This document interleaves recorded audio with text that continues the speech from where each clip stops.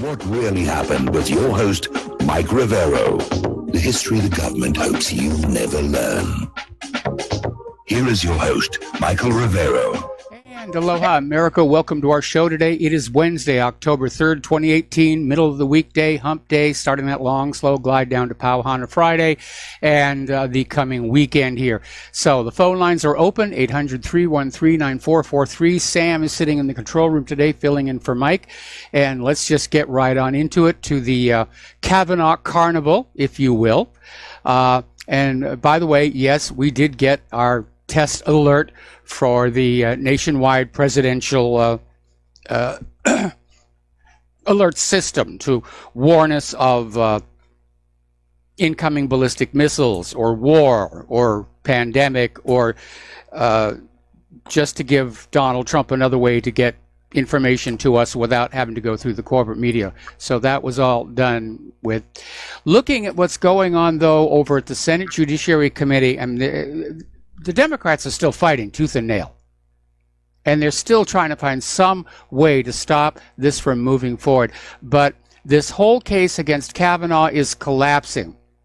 This sexual assault, all these allegations, and they keep coming up with new ones, all of them anonymous, all of them non-verifiable. And but it is falling apart. It is falling apart. If you go on out and you look at comments on social media, people absolutely, they're fed up with this. We've had enough of this nonsense. And we know it is nonsense. And we know that, getting somebody to hurl an allegation about, half a century ago, this person touched me inappropriately and I can't prove it, but just take my word for it. It's ridiculous. People are just sick and tired of it. So it is, falling apart, which is why the New York Times is over there regurgitating an old story about Trump's taxes, and the Democrats are trying to bring up the fact, well, my goodness, he drinks. We got to, he's got a drinking problem. We should block him on that. And they haven't quite gotten down to the overdue library books, but I think sooner or later they're going to get there. What has really pulled the rug out from all of this is that Christine Blasey Ford's testimony against Kavanaugh has completely unraveled because a former boyfriend submitted a sworn statement basically refuting her key claims. And Grassley is out there saying that, this has to be dealt with. He's in contact with Ford's lawyers saying, what's going on here? So this longtime boyfriend came on out, and what he said was that, let's see, I'm looking for the name of the boyfriend. It was originally withheld. It's been released, though. But basically, this is what was in the letter that, Brian Merrick, that's his name. He said, in all the time that they were together, they were a couple for a while, Ford never mentioned any sexual assault. She never mentioned Kavanaugh. Ford is not, in fact, scared of confined spaces. She's not scared of flying. She's a jet setter. And here's the intriguing part. Ford knew how to beat a polygraph, and that gets a little stickier a bit further on. But apparently the reason they broke up the relationship is that Ford was cheating on him. And then after they had separated, continued to use his credit cards, which basically amounted to fraud. Remember when this whole thing first came on up about how Christine Ford, she passed the polygraph test, and I said, polygraphs are not accurate. They're very subjective. They're not admissible as evidence in a court of law. And don't forget, Ted Bundy passed his polygraph. And now here's where it gets really interesting, because apparently, according to the boyfriend, Christine Ford was coaching her friend, this Monica, who was getting ready for a job with the FBI, Monica McLean, on how to pass a polygraph.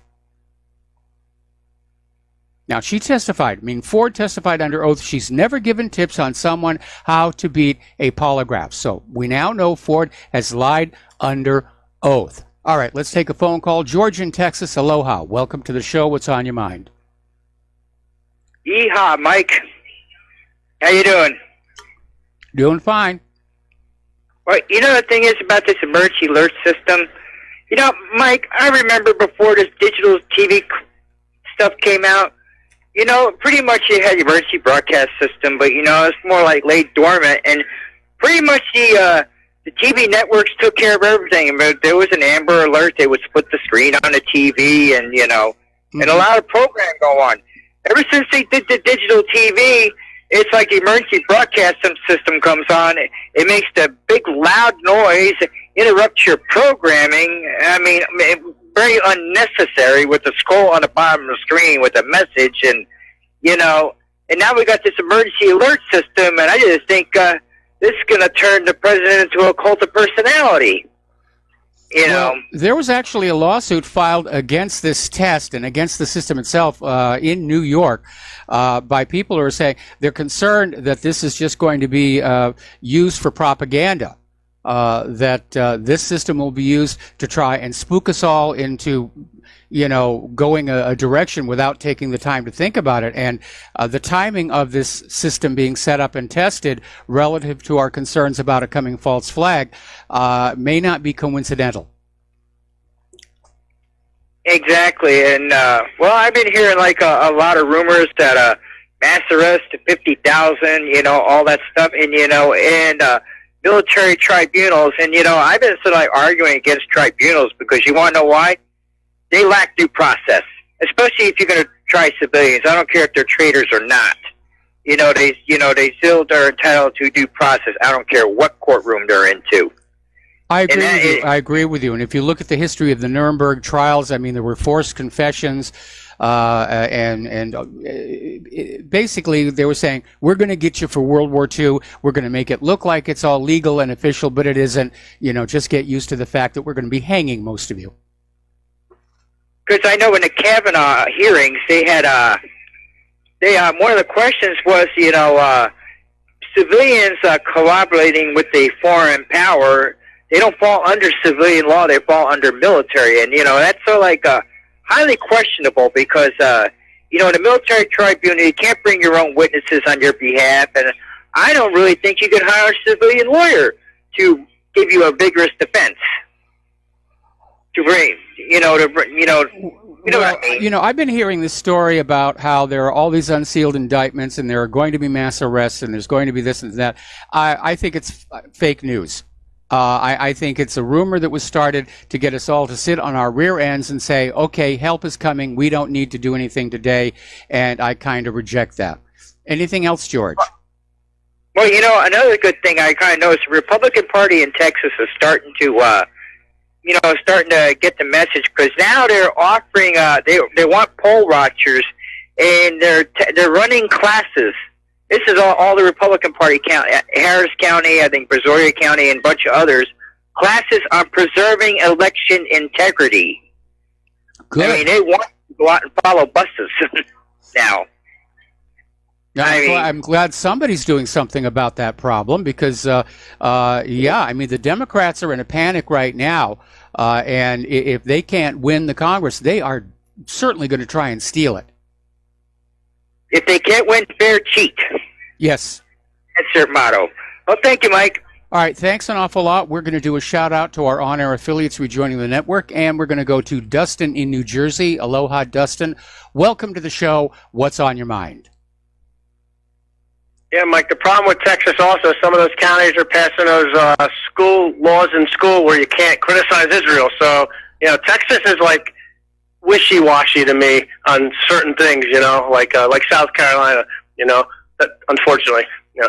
But, Mike, yeah, you're right. This whole tribunal thing, it's just like Hillary, let's lock her up. You know, it's nonsense. It's not going to happen. There's no tribunals coming, people. Nothing's coming. You know, we just have the world war is going to get worse and worse. And I'm still convinced the United States ultimately is going to lose it. Mike, I got to talk about this Dave Hodges and Steve Quayle. These guys are like way out there. I remember they keep, it's like, Hodges that was the Common Sense show. Remember, there was Russian Spetsnaz over here going to knock out our power grid, and then it was they're going to now it's Steve Quayle and Dave Hodges. There's going to be a civil war right before the nuclear strike. I mean, these guys are just taking two different things and making them one thing. You know, like, I mean, I don't trust those two at all because they're flaky. But well, like, I think they're trying to sensationalize.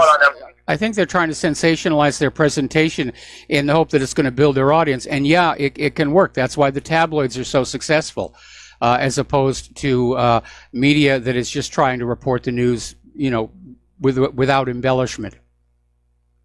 I'm not saying there won't be a civil war because, you know, we have our history, and I won't say there won't ever be a nuclear war because you look at what's going on now. But yeah, they sensationalize this stuff, Mike, and it's sad how they use something like that just to get like ratings or this or that. I mean, I'm still waiting for the Spetsnaz to set off an EMP over here. Yeah. What a joke, man. People bought it. You know, people believe in this. You know, but Mike, I got to switch gears if I have time. I want to talk about Russia issued a warning to Israel about their electronic warfare is alert on their electronic warfare is set up. Yes. So the warning to not trust them. You know, they're nice enough to say don't. You know, they're giving them the warning. You know, and then Mike, real quick, I want to talk about Iran. How we're pulling out of the 55 treaty. Now, I'm not up to what the 55 treaty was, what that was per se. Well, it was just a treaty of friendship, and it was struck, you know, when the Shah of Iran was in power. And the reason the U.S. has now canceled that treaty is that the United Nations High Court ruled in favor of Iran that there cannot be sanctions on humanitarian supplies going into the country.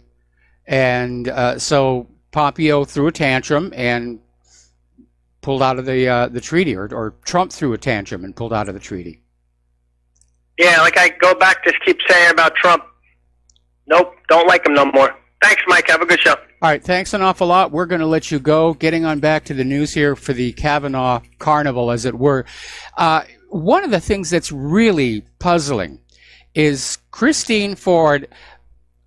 I think this whole thing got away from her. I think her idea was she was going to send in this letter to Dianne Feinstein, ask for anonymity, and tell her story to try and damage Kavanaugh, and that would be the end of it. And it got out of her control. And all of a sudden, she's being challenged on this thing, and she started naming friends from school as her witnesses.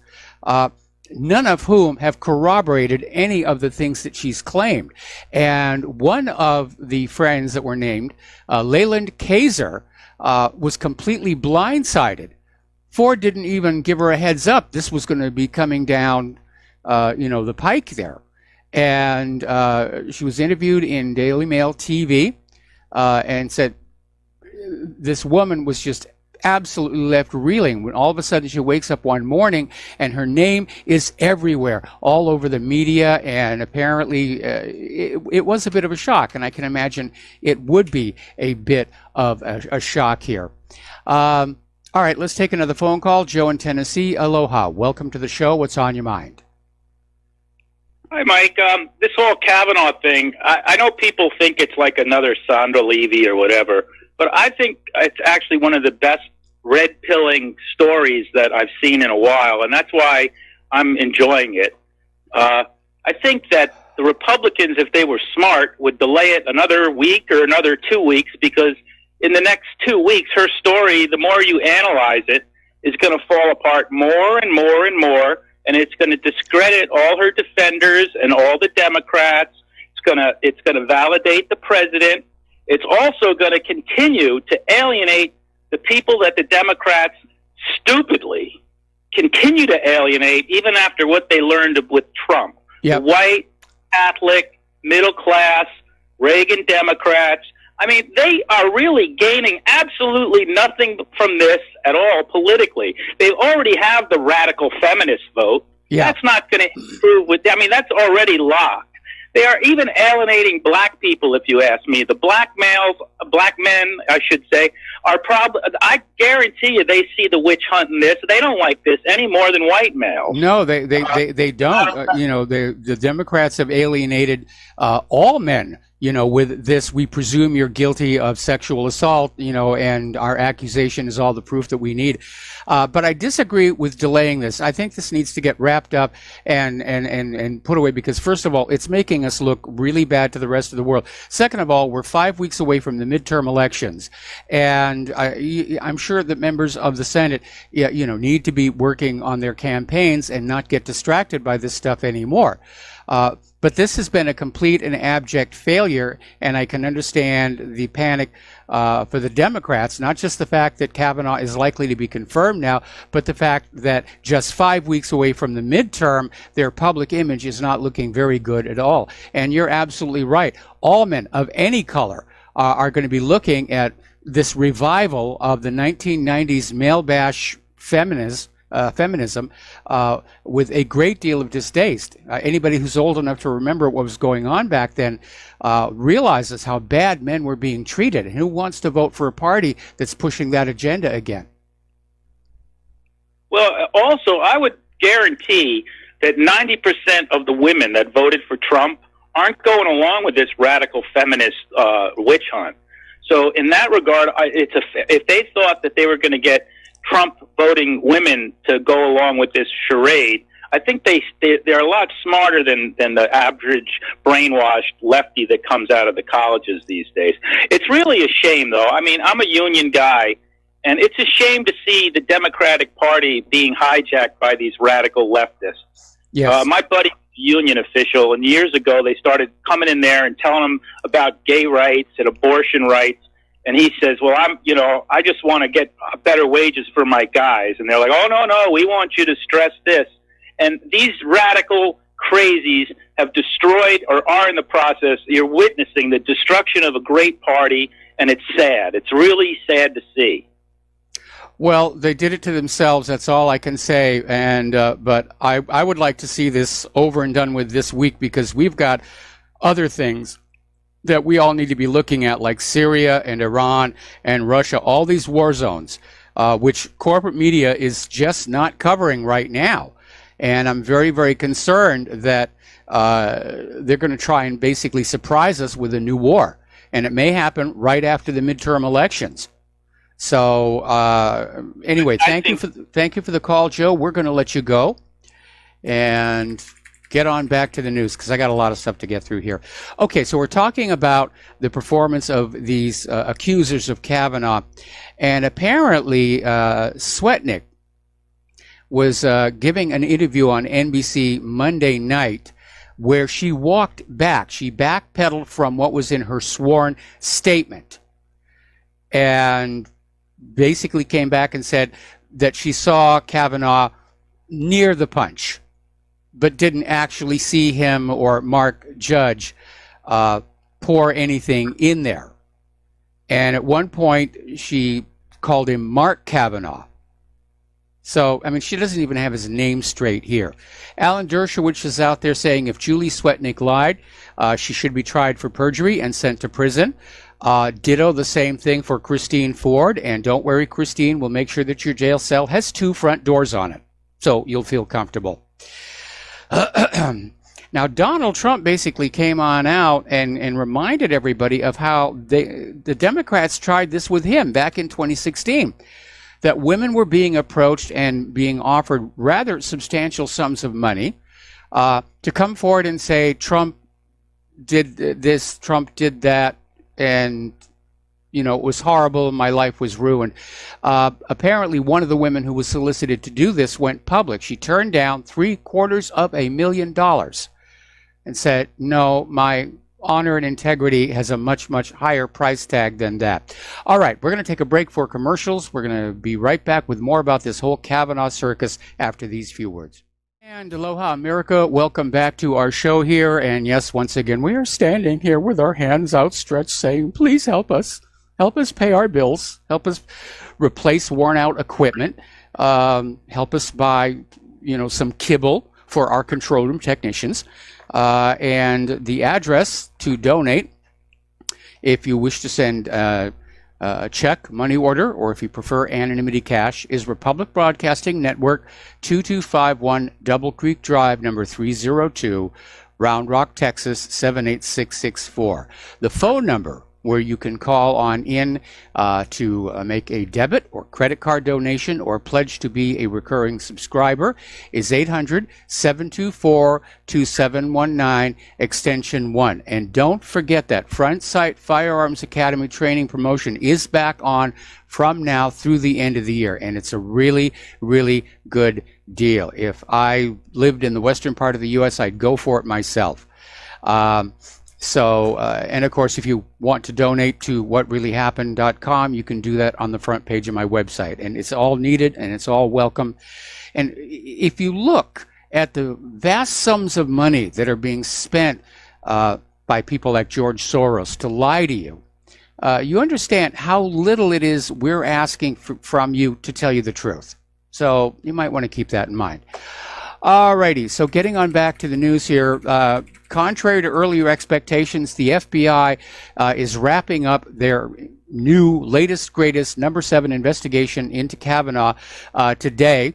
And apparently the report is going to be delivered to Capitol Hill very shortly. And here is where the story gets interesting, because no less a person than Dianne Feinstein has called for the results of this investigation to be kept under seal. So we are hearing that the report is going to be put in a safe, and the senators will be able to look at it in a secure environment. Translation, the FBI didn't find anything, or they even found something even more damaging to the accusers. And Feinstein doesn't want it out there. So it really has turned into a circus. Now, do you remember not too long ago, there was this situation where Jeff Flake had been accosted in an elevator by these two women claiming they were victims of sexual abuse, and how could he vote for Brett Kavanaugh? And they got Flake to back off and say that he wasn't going to vote for Kavanaugh unless there was this last final FBI investigation. So it turns out those two women were not just ordinary protesters, they're astroturfed activists. Now, astroturfing means they're pretending to be grassroots, ordinary people. They're not. They're activists. One of them is co-executive director of the Soros-funded left-wing group Center for Democracy and Center for Democracy Action Fund.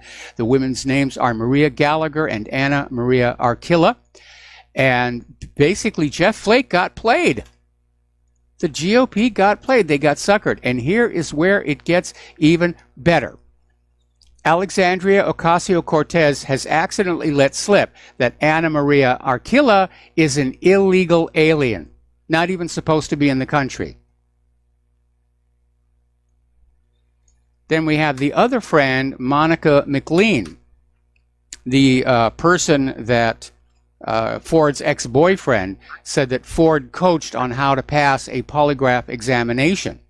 And it appears that Monica McLean did in fact work for the FBI.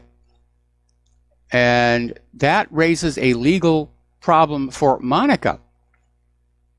Because if Monica knew that Ford was committing perjury, Monica had a legal obligation to inform the FBI that she knew Christine Ford was lying about that polygraph test. Monica could lose her security clearance over this. So, and right at the 11th hour, just when the Democrats needed it, Kamala Harris comes up with a letter claiming Kavanaugh and a friend repeatedly raped a woman in the back seat of a car after giving her a lift home from a party. The woman, of course, is anonymous. No date, no time, absolutely nothing to back it up. It's just, yes, Kavanaugh gave me a ride home from a party, and he and his friend raped me multiple times in the back seat. End of story. This is desperation on the cusp of madness.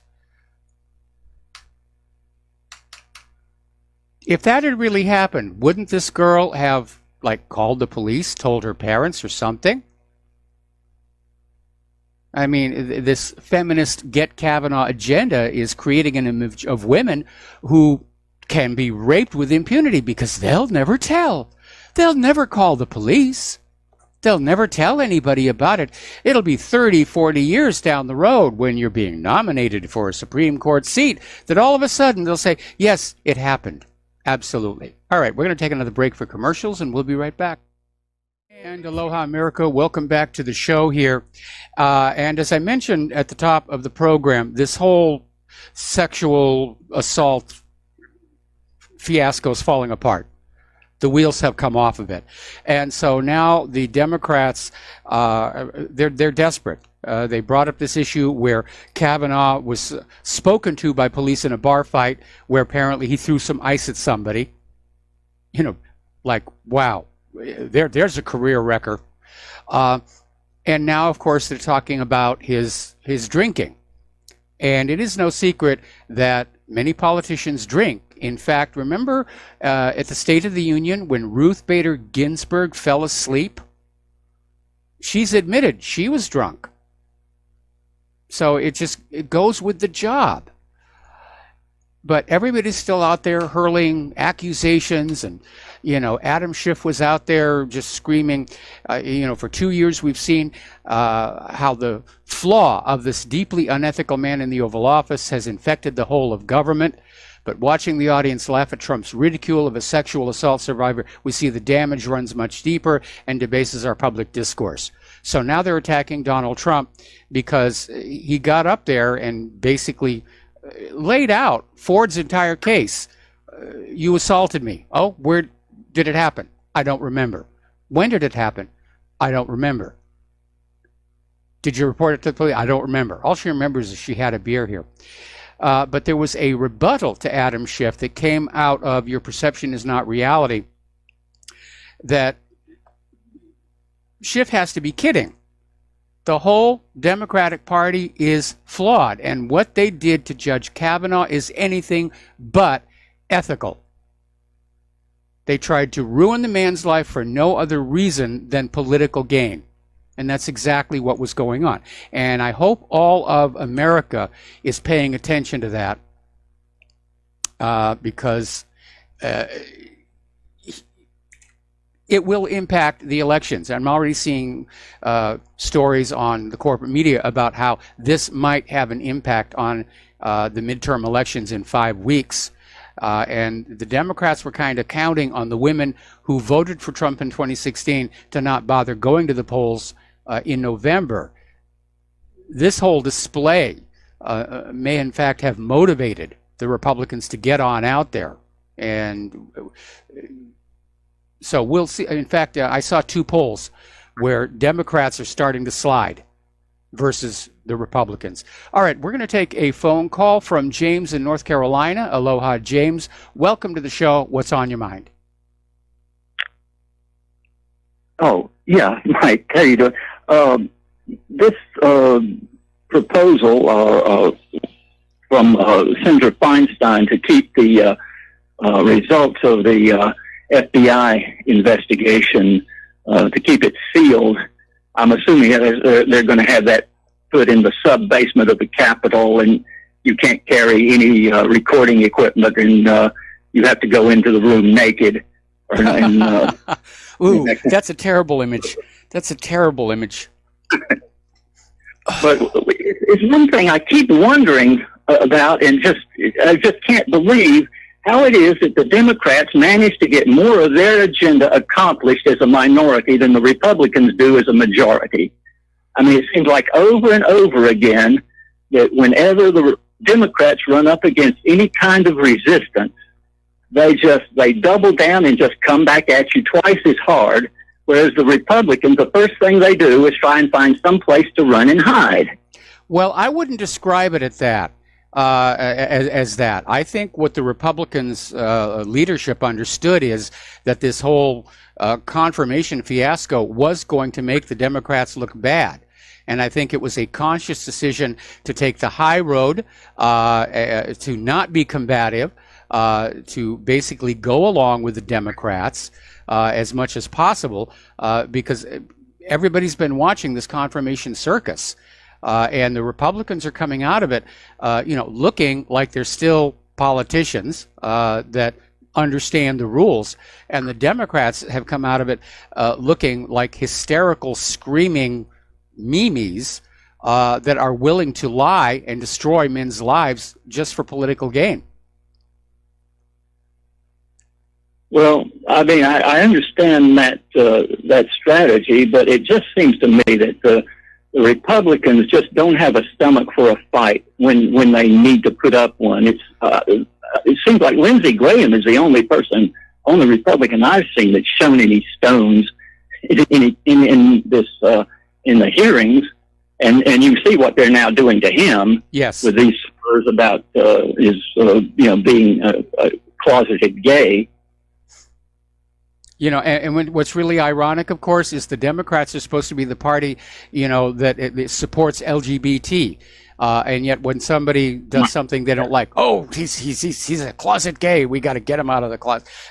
I'll be honest, I don't care if Lindsey Graham is gay. I really don't, and I'm tired of politicians trying to use these kinds of things as weapons. Let's go back and talk about what Kavanaugh's rulings have been in the past, because we didn't get a lot of that.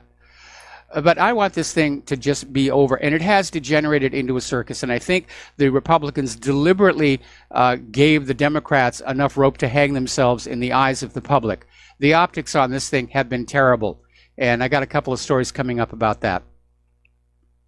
Okay? Yeah. Okay, yeah, thanks a lot. All right, thanks an awful lot. We're going to let you go. So Joe Scarborough is out there calling out the Democrats and even the media on this hit job, this smear job on Kavanaugh. Now, Scarborough says that if he were a senator, he would not vote for Brett Kavanaugh to be on the Supreme Court. But that doesn't mean he's happy with how the judge was being treated. And that's exactly my point of view. I have issues with Kavanaugh. I have issues with his interpretation of the Fourth Amendment. I have issues with his participation in the cover-up of the murder of Vincent Foster. Okay, but we have to remain a nation of rules, a nation of ethics, a nation where everybody is playing by the same playbook and not just out there screaming hysterically and hurling lies and smear jobs to destroy their political enemies. I mean, this goes, again, back to the Clintons, the politics of personal destruction. Somebody's in your way, you find a way to destroy their character and ruin their reputation. And, I went through this myself after that Vince Foster situation when I got blacklisted out of Hollywood. People were spreading around some, pretty nasty things about me. None of them were true, of course, here. So, as you know, over this last weekend, Saturday Night Live basically piled onto Kavanaugh. And what was interesting is it came out less than a year after the very same Saturday Night Live came out in full support for serial groper Al Franken. And remember, there was a photograph of Al Franken groping the breasts of a sleeping woman, which apparently he thought that was funny. And so you have, again, the media bias is on display. If it's a Democrat, it's cool. Yeah, it's just a little, horsing around and grope. If it's a Republican, oh my goodness, he touched her little finger without permission. Now, somebody ran a poll online. Is Brett Kavanaugh suited to be our next Supreme Court justice? And here are the results as of the last time I checked. Yes, Judge Kavanaugh has an impeccable record, and these salacious claims are just false. 9,078 votes.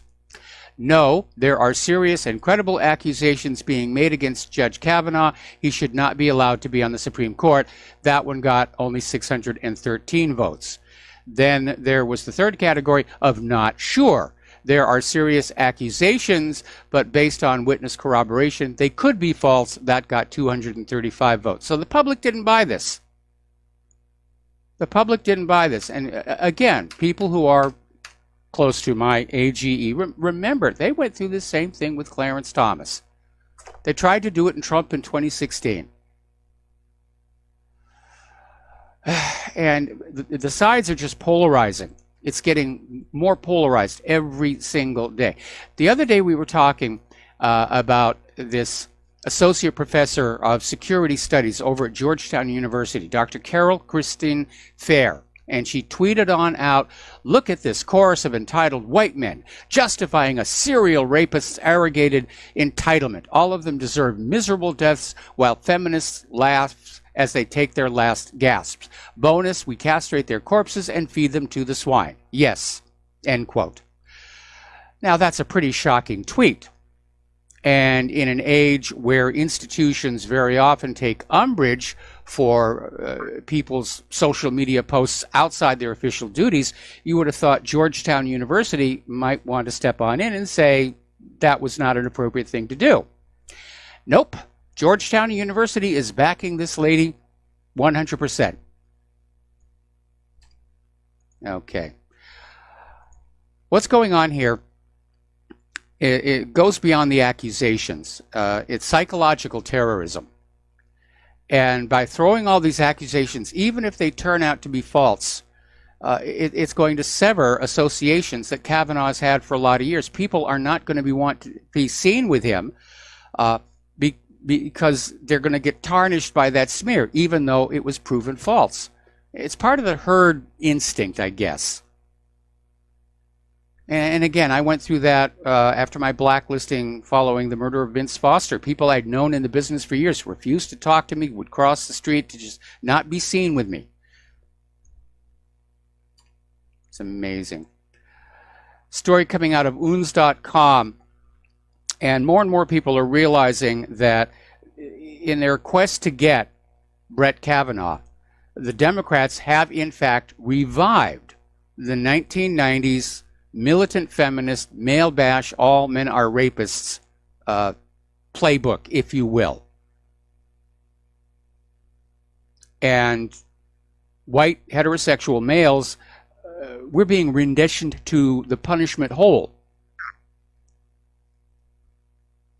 And we've seen the feminists, rather than, and again, this goes back to that book, Who Stole Feminism by Christine Hobbs Summers, where the original feminists were all about equality. Equal pay for equal work, equal access to credit and education. These were all good things. They wanted women to stand as equals to men. The militant feminists who hijacked it wanted to reverse the order. They wanted women dominant and men subordinate. And that was, again, part of the rationale back in the 1990s of encouraging women to hurl false accusations of rape. And right now, it's all about men are bad, men are rapists, men hate women, misogyny.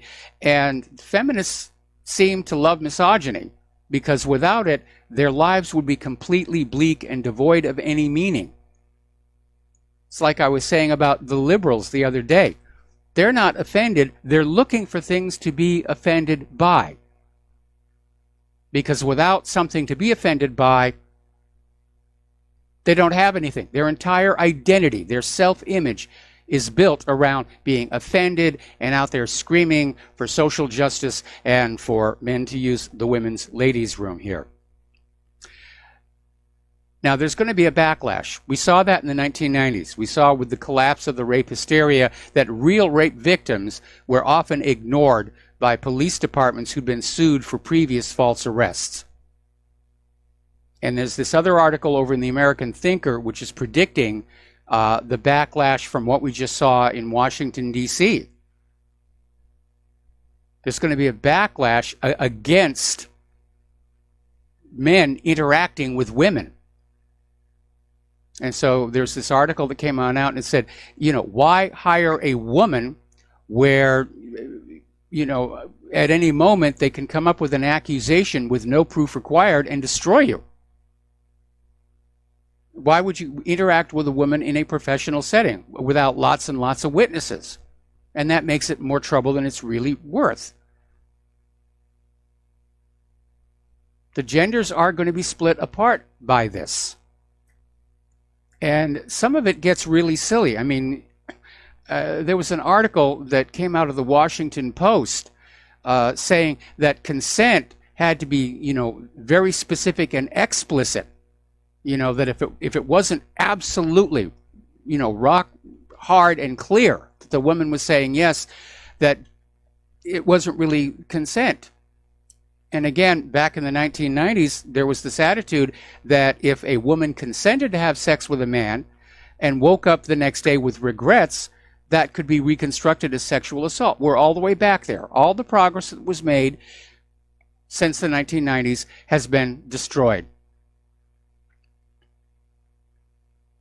Now, as I mentioned before, our society is clearly polarizing. And Russia Today came out with an article saying that if you're tired of the political divide in America, don't worry, it's going to get much worse. And they're basically saying that the polarization is now so bad, it's going to be difficult, if not impossible, to make any progress on social or economic policies. You're just going to have the liberals and the conservatives standing on opposite sides of the room, making stink face at each other and unable to extend a hand and say, can we compromise? And that is a big, big problem. All right, well, let's get into some other areas of our domestic politics here, and we'll keep an eye on what's going on with Kavanaugh. Sheldon Adelson is now the largest single donor for the midterm elections. He's giving $55 million to Republicans so the Republicans can keep their majority in both houses of Congress and keep that Israel First agenda going. And I think Sheldon Adelson and George Soros are good arguments, for not allowing people to have that much money. And the real problem is we used to have these laws in the United States that did limit how much money any one individual could donate to a political campaign, specifically to prevent the rich from simply buying the government. And we lost those, and that's why we lost the government. That Capitol building is basically a shopping mall, probably one of the few that's still operating successfully, where all the corruptors go on up and they get out their money and they buy the government they want from under you, the American people. We're going to take another break for commercials, and we'll be right back. Aloha, America. Welcome back to the show. And backing up to the Kavanaugh circus, Dianne Feinstein is now out there saying that this latest FBI investigation is not credible because they did not interview Christine Ford. Well, why would they need to? Christine Ford has a sworn statement. She's got her testimony before the Judiciary Committee, plus everything that she's been saying all over the media. But this is, apparently this investigation didn't find what the Democrats wanted it to find. It may have even found more damaging information. And so Dianne Feinstein wants to take it off the table completely. Not just keep it secret from the American people. She wants it off the table completely. This is desperation on the cusp of madness. Okay, let's take a phone call from Glenn in Philadelphia. Aloha, Glenn. Welcome to the show. What's on your mind? Hi, Mike. With the election coming up, I wanted to point out something that I think is a bit inherently problematic with exit polling. And that is that, we used a system of an Australian ballot, where our voting booths have curtains on them and, people are supposed to be able to vote, without revealing who they voted for their own protection. Supposedly. And I remember, supposedly, well, I can remember a time in one particular, relatively rough industrial town area in my region, where there were supposedly mob connections and unions and stuff like that, where if you, the community where if you were, if found out to have voted for the wrong person or something, your house was, you were in danger of being accosted or having your house vandalized or something like that. And so, being able to vote in private was a fairly important thing. Now, of course, after people vote and they come out, if they're approached by a pollster, they can certainly opt to decline, but I'm not interested, thanks. Okay, then that's fine, Some people are more candid or more activistic, and then I'd say, yeah, I voted for this one or that one, and here's why, and that's fine. But, I'm just thinking about, these heightened tensions and, people, protesters maybe are these bust-in people coming in and getting kind of boisterous or demanding, stuff, Glenn, Glenn, I'm sorry to interrupt, but we're almost out of time on this segment, and I want to respond to that. The purpose of exit polling is to try and confirm that the official results are, in fact, accurate. And exit pollsters simply keep count of how many people voted for what candidate. The names of the voters are not taken down. They're not recorded. So, again, their privacy is still protected. If they're overheard or seen on site, or overheard, they could be accosted in the parking lot if somebody overhears and there's, so what I'm saying is, yeah, people, the problem is overcome if people who are concerned about that simply decline to answer a poll, so.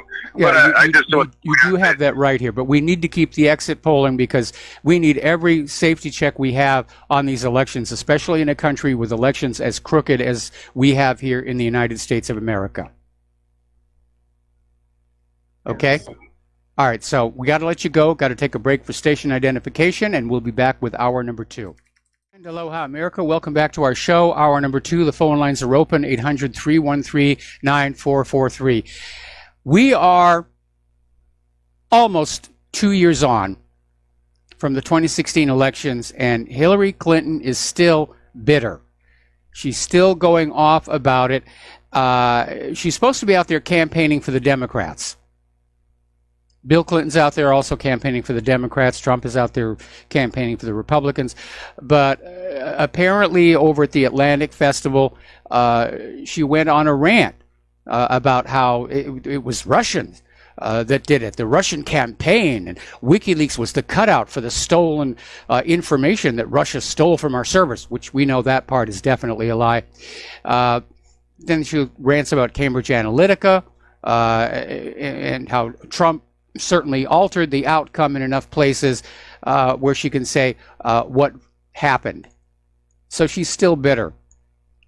And I don't think that's something the current Democratic voters are really interested in listening to anymore. She can't let go. She can't let go. And I am very concerned that she may try and step in 2020. They were talking about it for a little while. Then there was that bizarre cryptic message from another politician saying, please don't put your family through that. And she's backed off, but I don't think she's out yet. All right, let's talk about the war zones. There's a lot going on over there. Iran has announced basically that the missile attack it launched onto Syria on Monday killed 40 top leaders of ISIS, and that intelligence for the operation had been provided by its elite Quds force. Iran fired 6 missiles at targets in the Abu Kamal and Hajin regions in eastern Syria in retaliation for an attack on a military parade in Iran on September 22nd that killed 25 people, nearly half of them members of the Revolutionary Guards. Now, the Quds force is in charge of the Revolutionary Guard's overseas operations. So they were basically out there. By the way, something I didn't realize, you've heard the term Daesh used to describe the militants. Apparently, it's a derogatory Arabic acronym for the Islamic State. Now, the United States is starting to train Turkish soldiers for joint patrols in Syria. And they're going to be patrolling the Turkey-Syria border by Manbij. And apparently the U.S. and Turkey have been independently patrolling this border, and they just decided they have to start working together. Of course, neither the United States or Turkey has permission to be in Syria from Syria's legitimate government. Okay. WikiLeaks has uncovered a U.S. government document that revealed that the United States directly advocated for undermining democratic elements of the so-called Syrian Revolution of 2011 in order to ensure the dominance of authoritarian, sectarian Sunni groups within the Syrian opposition. Now, this document was written by the United States Marine Corps Intelligence Department in late 2011, and it further asserts that empowering these radical Sunni groups over the democratic and secular ones would be ideal for the United States and its regional partners, as ensuring the decline not only of the current Syrian government, which didn't work out, and would basically impede Iran's regional clout or influence. So that apparently is what got started with all this U.S. support for ISIS and Al-Qaeda and all these radical jihadis and everything. We had already known it was about bringing Assad down, replacing Syria's government with an obedient Western-backed government. But apparently they saw it as a way of reducing Iran's influence in the region. Boy, did that one backfire. Iran's influence in that part of the Middle East has increased, so has Russia's. From a geopolitical, strategic point of view, Syria has been a disaster. Now, as you know, Russia is pouring all kinds of electronics and weapons into Syria. And according to this report out of Middle East Monitor, Russia is going to be monitoring all air traffic in Israel, Saudi Arabia from Syria. They're going to be keeping an eye on who is flying where and what they are doing. And, pardon me, they're talking about having systems capable of combating precision weapons, guided bombs, and missiles are going to be added to the conventional radar protection systems. So they understand that with Israel unwilling to fly warplanes in to Syria, that they can expect an increase in missile attacks here. Now, here's an interesting little article. It came out of the National Interest. And I want to preface this with these stories that we reported earlier in the week about how there was a sort of a rumor running around that the Russians had succeeded in finding a way around U.S. stealth technology. And it was backed up, of course. There was that report about how a Russian Sukhoi was able to get radar lock on an F-22, and that Israel was now afraid to fly their F-35s into Syria lest one get shot down. Now, from the United States' point of view, if Russia or Syria, using Russia's weapons, are able to shoot down an F-22 or an F-35, it will be a disaster for the military-industrial complex. Other countries aren't going to want to buy these very expensive aircraft. I mean, look at the F-35. Without its stealth, it's heavy, it's clunky, it's a poor dogfighter. A lot of it still does not work properly. But there was a while back, remember, there was a report that an Israeli F-35 was struck by a Russian-made S-200 surface-to-air missile during an airstrike in Syria. Now, Israel came on out with the story, no, the plane collided with a bird. And it was he said, she said on that. But now I'm starting to lean toward that maybe Syria did get a lock on that plane. And if Russia has in fact found a way around U.S. stealth technology, that is a major game changer. Story out of Sputnik News. Israel is now expected to demand new weapons from the United States following the S-300 supply to Syria. And this is coming from Sputnik News. An Egyptian expert on Israel, Mohammed Ali, said that now that Syria has received the S-300 air defense system, Tel Aviv will insist on getting similar weapons from the United States. Well, Israel can insist, but here's the problem. Israel is already getting the best weapons the U.S. can produce. And if they're not able to deal with the Russian weapons, that's a real problem. The situation in Syria has changed drastically. Putin has brought it to a stalemate. That's what he wants. Doesn't want open conflict, but he's brought it to a stalemate. Now, as you know, when Benjamin Netanyahu went before the United Nations, he came out with a bunch of accusations against neighboring countries. It's what he does when he gets before the UN. And at least he didn't do that cartoon bomb this time. But he accused Iran of having the secret warehouse with nuclear material sitting inside. 300 tons of nuclear material, including all of these kilos of weapons-grade uranium, blah, blah, blah, blah, blah, blah. And basically demanded the IAEA condemn Iran for having this.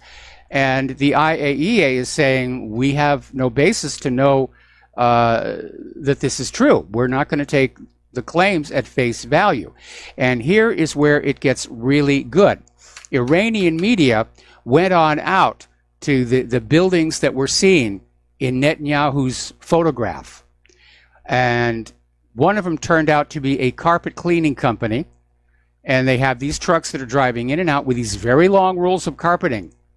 I'm sure Netanyahu thinks those have to be missiles. Those have to be missiles.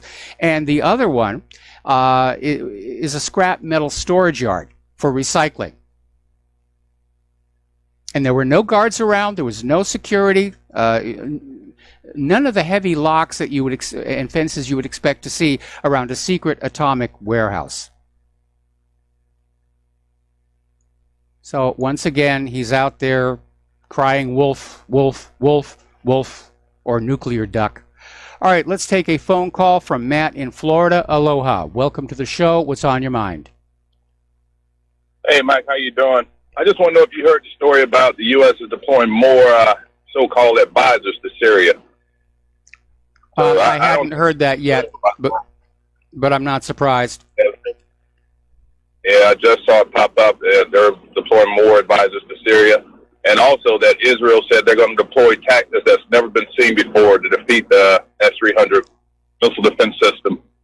I'm telling you, Mike, this thing is going to go way, way beyond anyone's expectations. Yeah. They're not going to walk away from this one. No, I'm afraid that you are right. The whole region is going to go up in a major hot war, possibly involving the entire world. And I remember when I was a kid, growing up with my relatives who'd served in World War II, I remember growing up hoping that I would never have to see that with my own eyes. But it looks like I'm not going to get that wish. Oh, yeah. See, American public's been so condensed with the pop shows and everything that's going on. None of this is shown in our media. No. So the average is walking around oblivious to what's taking place. Oblivious. You know, so it could be anything that could turn this thing hot.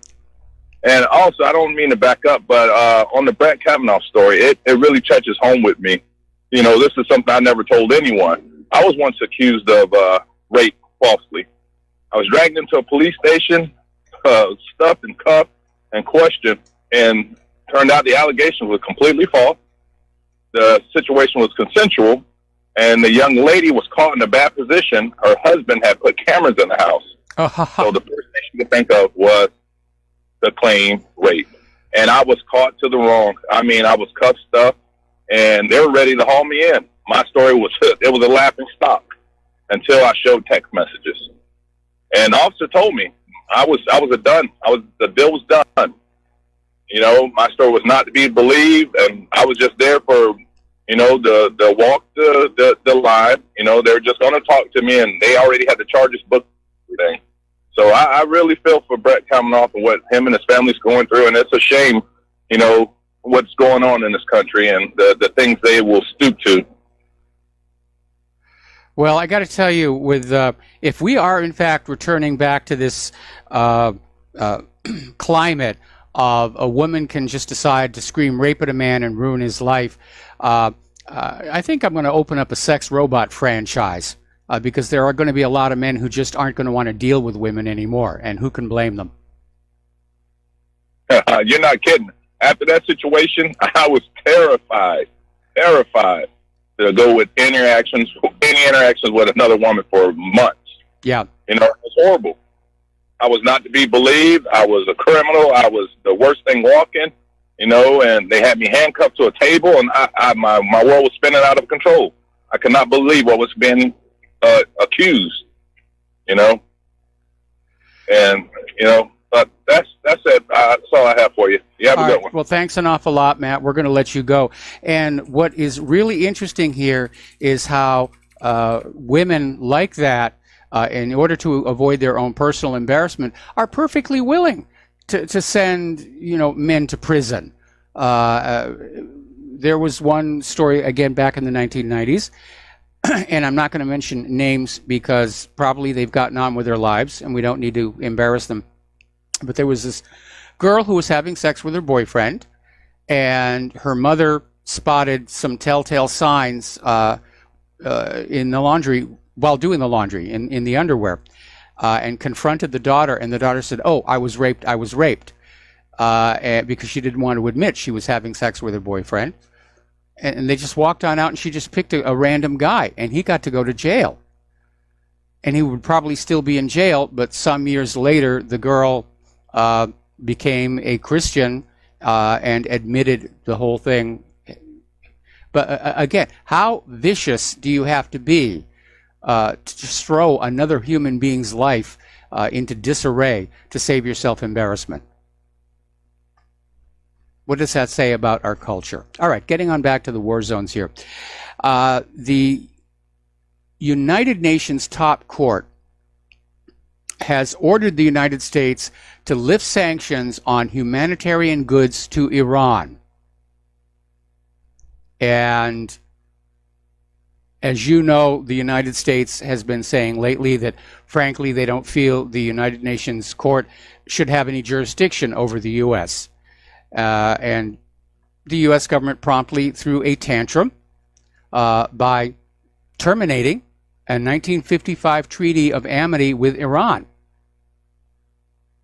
Just tore it on up. Now, this was a friendship treaty that was established while the Shah was in power. So they're expressing their ire over there. Meanwhile, up in France, they're accusing Iran over a foiled bomb plot of an exiled opposition group near the French capital. And they're talking the People's Mujahideen of Iran, or MEK. And France is saying it's freezing assets belonging to 2 suspected Iranian intelligence operatives, as well as others belonging to Iran's Ministry of Intelligence and Security. Is there any evidence forthcoming that Iran had anything to do with it? No, no, no, no. We live in an age of accusation equals guilt. Proof? We don't need no proof. We believe. We believe. Now, one of the other accusations that Netanyahu made when he was up there speaking at the United Nations was that Hezbollah was building missile sites inside Lebanon to threaten Israel, to attack Israel. And Lebanon's government has now taken diplomats and journalists on a tour all around Beirut, let them go wherever they want, to basically say there are no Hezbollah bases here. And Prime Minister Netanyahu had said that Hezbollah had hidden missile sites near the international airport. And these other diplomats have said, no, they're not there. Lebanon is saying these are just false allegations to justify an attack. Yes, that's exactly what they are. Israel still wants that Litani River. They want more territory. They want more ground. Over in Saudi Arabia, first of all, they were finally forced to admit that their forces have committed what it describes as certain mistakes in Yemen. Other people describe them as war crimes. Saudi Arabia is under increasing pressure from international bodies and human rights groups that accuse the kingdom of carrying out war crimes in the country, which seems to be happening. And just hours after Saudi Arabia came clean and said, yes, we're going to try and do better, a Saudi airstrike in Yemen kills an entire family. The situation for the people of Yemen is getting really dire. About 1 million people in northern Yemen are living in makeshift camps and on the verge of famine. They're in a Houthi-controlled area that the Saudi Emirati coalition has been attacking, and it's making it difficult for aid to reach the camps. And without a ceasefire and end to the attacks, aid organizations cannot bring in the amount of food necessary for the displaced Yemenis to survive the conflict. I think this is intentional on Saudi Arabia's part. Just starve everybody to death.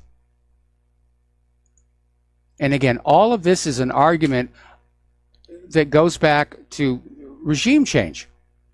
The United States carried out a successful regime change in Yemen some years ago. The people of Yemen didn't like their puppet ruler. They're trying to take their country back. And this is the United States using Saudi Arabia as a proxy saying, no, no, no. Once you're part of the American empire, you stay a part of the American empire. You will come to love your new foreign puppet rulers.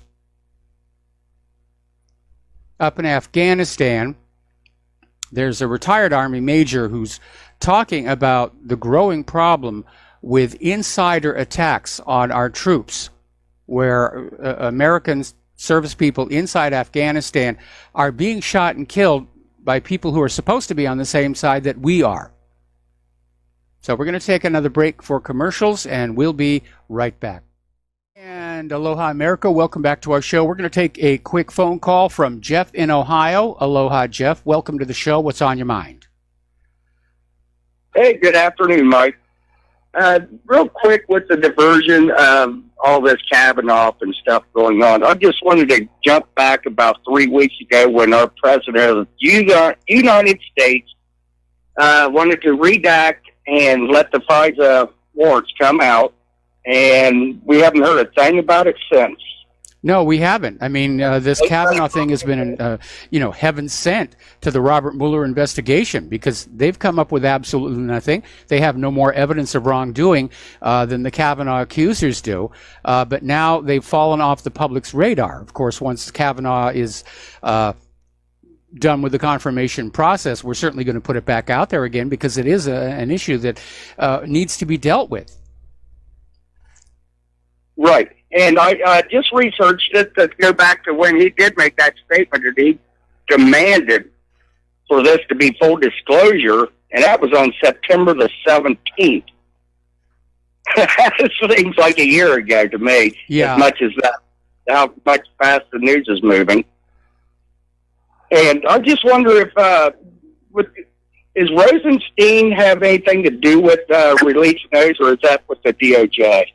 That would be ultimately up to Jeff Sessions, who, as I understand it, has now been called before the Senate Judiciary Committee.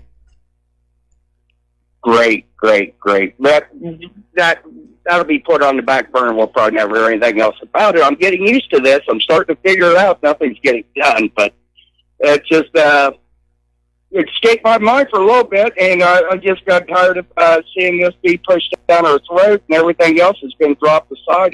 Everything from the foreign wars and everything else. And we just got one thing we can only concentrate on, I guess, and that's the media feeding it to us. So, well, what we're dealing with here is a government that is at war with itself internally, to the point where it's become paralyzed. And the only progress, if you want to call it that, being made is the war spending continues. The Pentagon has handed out billions in contracts today or yesterday.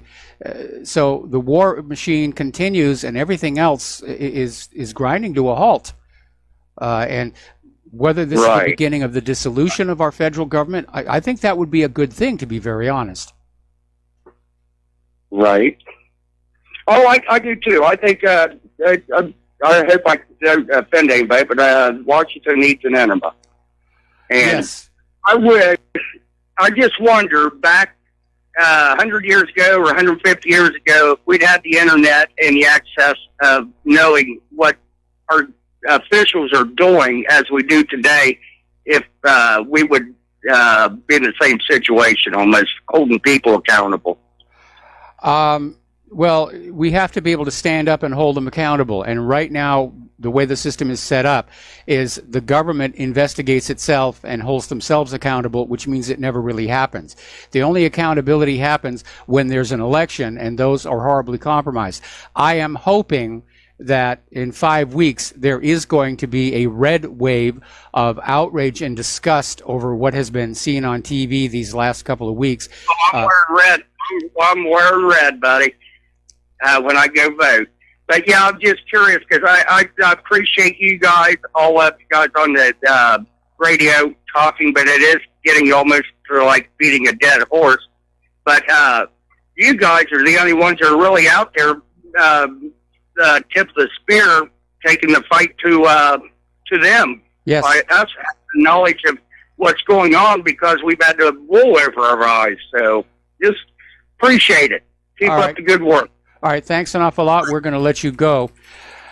Turning on down to Israel and Palestine, there's a doctor down in Gaza, and this was being reported in Al Jazeera, saying that basically looking at all the Gazans who have been killed and wounded during this great march of return, he's saying the past 6 months in Gaza, for lack of a better word, it's been another war.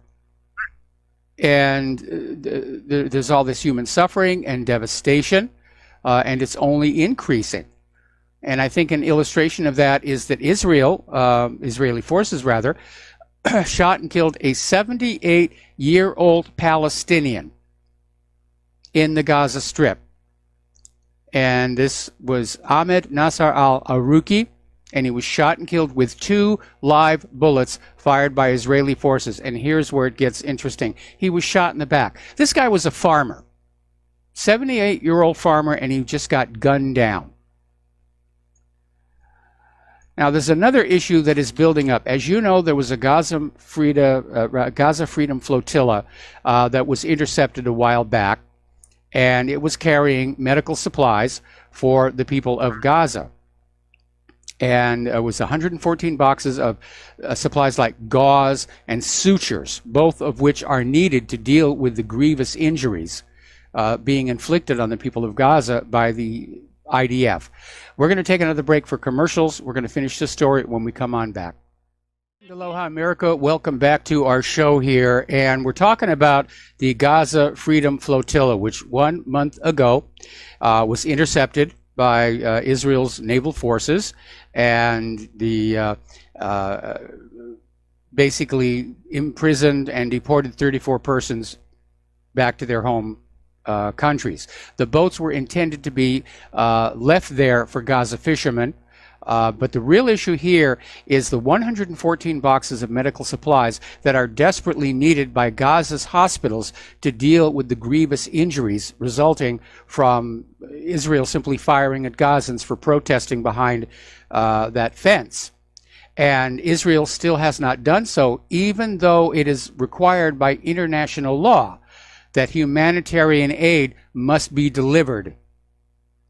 And we have seen Israel do this before, where there will be food and other supplies that are sent to Gaza, and Israel will just leave it on the docks until it's so rotted it's useless. Then they'll open the gates and say, see, we're sending in the humanitarian aid. Let's take another phone call from Dan in British Columbia. Aloha. Welcome to the show. What's on your mind? Oh, yeah. Hi, Michael. Just to follow up on the 300-ton story from Netanyahu there. The Iranian foreign minister, there was a report on RT, and he came out and said Israel was the only country in the Middle East to have nuclear weapons, and they should be inspected by the IAEA. And I thought that was interesting. Well, he made a point of saying that Israel is the only country in the Middle East with an undisclosed hidden nuclear weapons facility and an actual stockpile. And it's a point everybody keeps making. Netanyahu all but admitted to having nuclear weapons when he made that very threatening speech in front of the Dimona reactor. Yeah, he's almost, thumbing his nose at everybody, saying, yeah, we got him, but you don't know about it on paper, And it's ridiculous. Like this 300-ton thing he came out with, I don't really think he got a lot of traction with that. I think this Kavanaugh hearing really dominated the news cycle, and he just didn't get the traction that he thought. And it just kind of reminds me of... It's because everybody knows he keeps lying. He's been caught in lie after lie after lie after lie, and all he can think to do is when he comes back to the UN is come up with even more amazing accusations. And I think people at the UN are probably pretty sick and tired of it by now, and I know I certainly am. It reminds me of the Get Smart, would you believe 300 tons? You must be close to my age. That was a funny show. My wife and I were playing Trivial Pursuit the other day, and like last week, we bought this used game at a garage sale, and we started playing it. And one of the questions was, what nation's nuclear weapons program was attacked by the Stuxnet computer virus? And I thought that was interesting. Yes.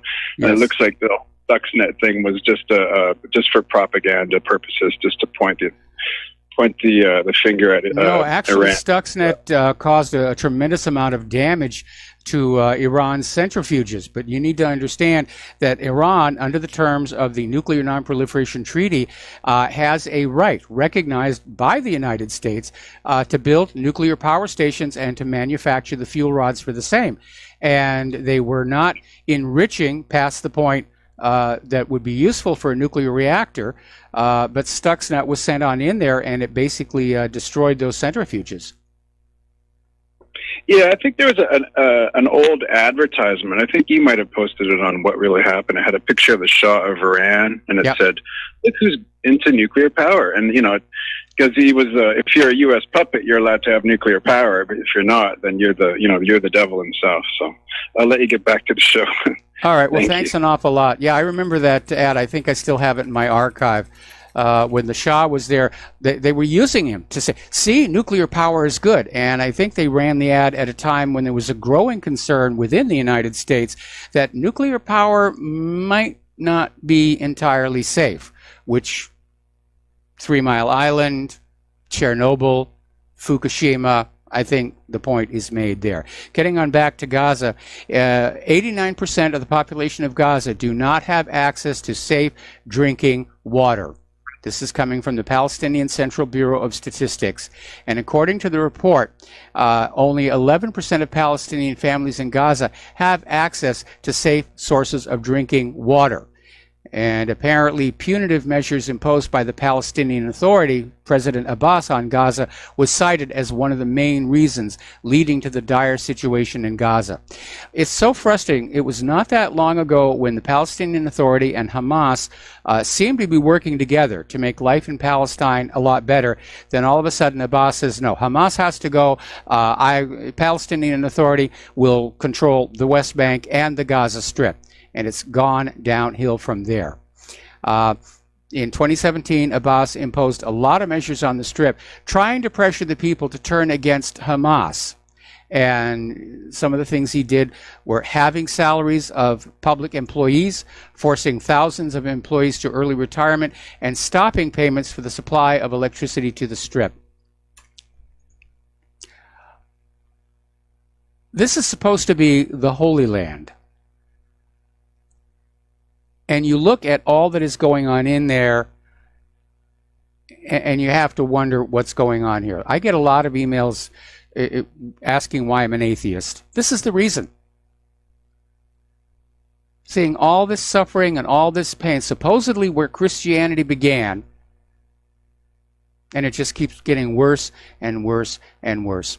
The United Nations Relief Agency for Palestine is pulling some of their staff from Gaza. They're concerned about security risks because they think there's going to be a lot of civil unrest over job cuts. Somebody did a poll, well, actually it was Pew Research did a poll in Israel and found the Israelis extremely and almost unanimously supportive of Trump and U.S. foreign policy. It was 82% of the Jewish Israelis trust the president's handling of global affairs. 94% have favorable opinion of the U.S. Is anyone surprised? Trump in the U.S. is giving Israel everything they want and asking for very, very little in return. Yeah, if you just give a lot, if you give somebody a lot of really great stuff, they're going to think you're a great person. They're not going to want to hear about bad things you may have done. You just keep the goodies coming, keep the money coming, keep the weapons company. We love you. We think you're great.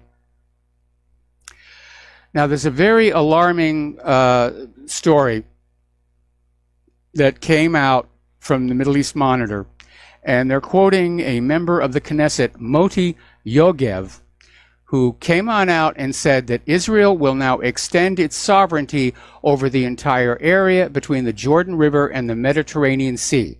In other words, over all of historic Palestine.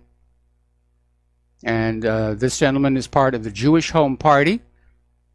And he's out there saying there had been no Palestinian state. There will never be a Palestinian state. Israel will remain Jewish.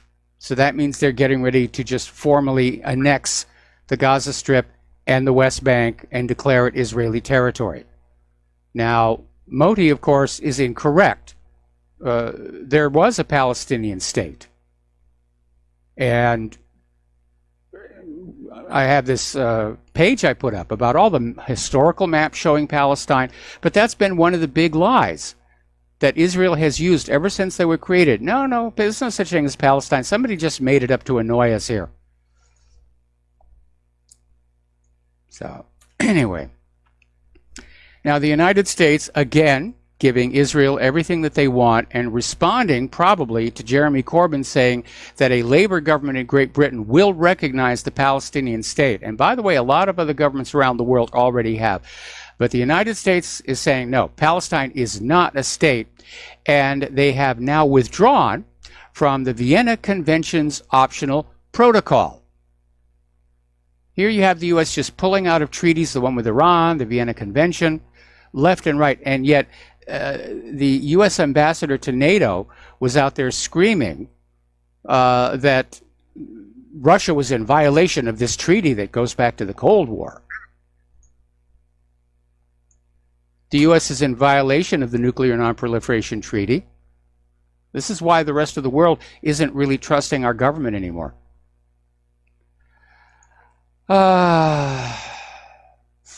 There's an article out here, again, this is from Mint Press News. Anti-Semitism as a sword, aggressive tactics on Israel's behalf may threaten all Jews. And they're basically repeating something that I've talked about a lot on this program, that it is Israel's behavior coupled with their attempt to blend Israel with all of the world's Jews that presents a threat to all the world's Jews. This particular article, of course, is talking about this insane push to convince corrupted, bought and paid for governments around the world to redefine anti-Semitism as any criticism of the government of Israel. That it's hatred of the Jewish people, which is silly. That's like claiming that the only reason people complain about the Nazis is they hate the German people. But this article is saying there very well is going to be a pushback at this very overt attempt to suppress freedom of speech. And if Israel succeeds in carving out an exception in the First Amendment for criticizing Israel, that won't be the end of it. There'll be another exception for criticizing vaccines or for doubting GMOs. Okay, over in East Jerusalem, the Israeli forces raided an East Jerusalem cemetery, destroying the tombstones of slain Palestinians.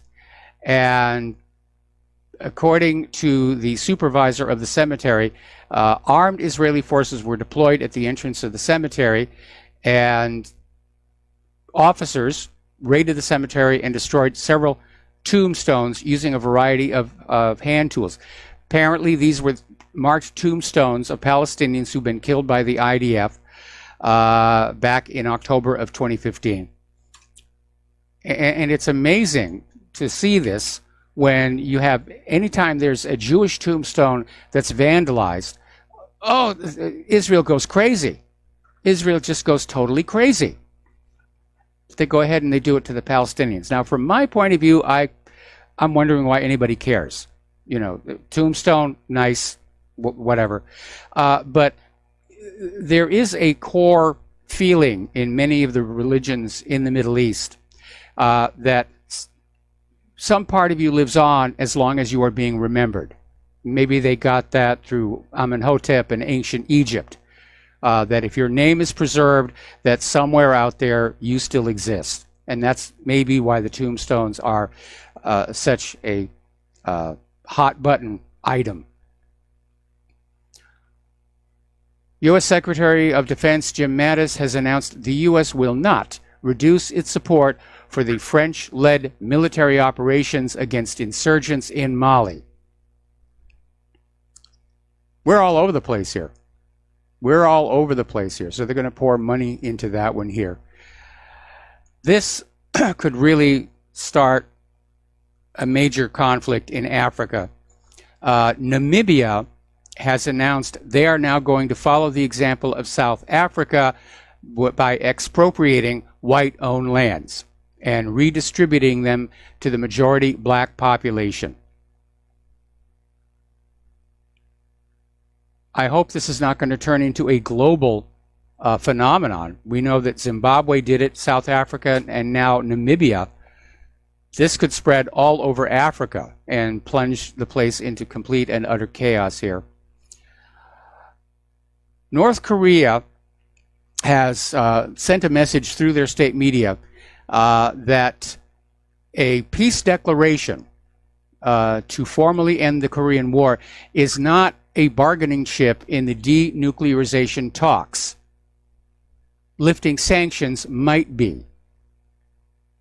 They still want that peace declaration, but at this point, it's papering over the reality. North and South Korea are clearly moving back together. They're starting to clean up the landmines at the demilitarized zone. They're going to open up communication back and forth. It will take years to do that. They have now administratively linked their military. And for all intents and purposes, the Korean War is now over. And maybe that's why Kim Jong-un is not feeling that a peace declaration is really worth all that much. The reality on the ground is, yeah, it's over. It is really over. North and South Korea are learning to get along together. Ultimately, there's going to be reunification. The United States government's going to want to try and thwart that.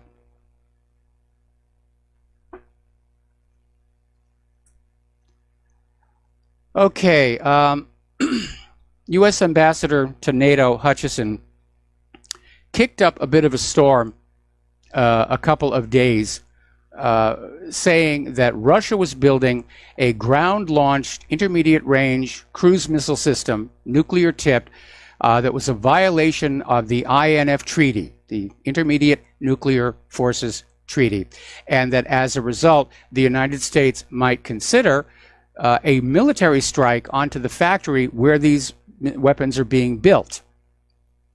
You know, that's an act of war, flying into somebody else's country and blowing stuff up here.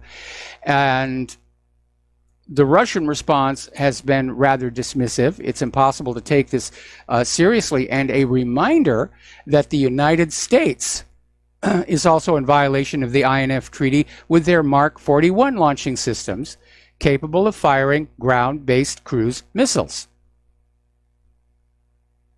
Now, they are warning that any kind of an attack on Russia would be met with a full-range attack back. In other words, not a measured response.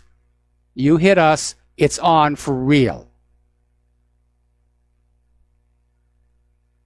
Now, Hutchison has since gone to Twitter to say, no, she didn't really say that. But it's already out there here. Here's an article, came out of Reuters, and it's basically confirming something I said, I think only about a week and a half, 2 weeks ago, that the American military is over-dependent on imports from other countries, and especially China, which could be a problem given current circumstances. We're going to take a break for commercials, and we'll be right back. And aloha, America. Welcome back to our show, and we're looking at this story about how the U.S. military is coming to grips with over-reliance on imports, especially those from China. And apparently this was a review by the Pentagon, ordered by Donald Trump, and basically listing out all the instances where the U.S. military is depending on foreign countries for critical components. And they're talking about things like microelectronics, integrated circuits, transistors, that kind of stuff. And yeah, especially right now with the tensions building against China, China could shut that off at any point, and that would be a crippling blow, because it would take a lot of time to ramp up production of those same items here in the United States of America. This was in USA Today. If we're headed for regime change in Iran, get ready for a military draft. We'll need one. And I hate to say I told you so, but here it comes. And so USA Today is already putting out the idea that, yeah, we're going to have a draft if we're going to regime change Iran. Well, I got a better idea. Let's leave Iran alone, okay?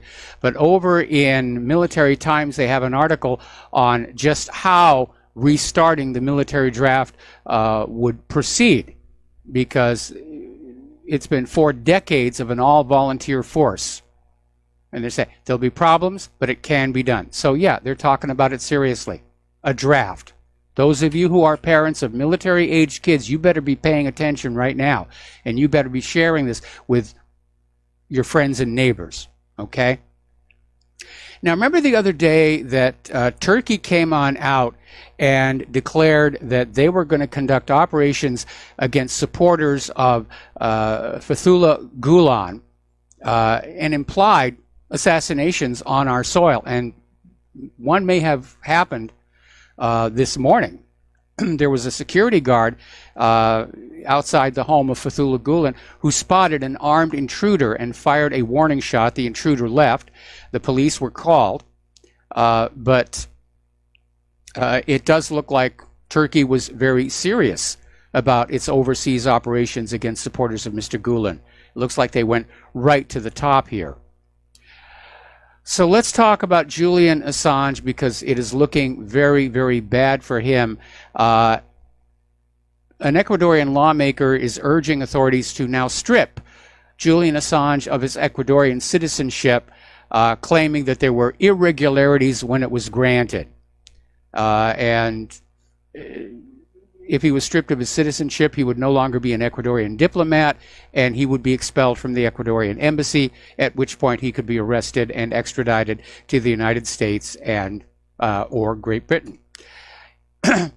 What caused Ecuador to change their mind? Well, apparently they got a big chunk of cash, $997 million that was being put into Ecuador's economy, and apparently with it came this little condition that, yeah, it's time for Julian Assange to be made an example of. Alrighty. So I'm afraid that Assange is headed for a U.S. prison. They're going to try and make an example of him.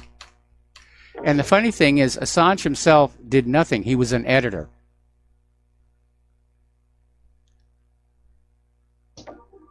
Okay, there's my music. I was kind of wondering where it was.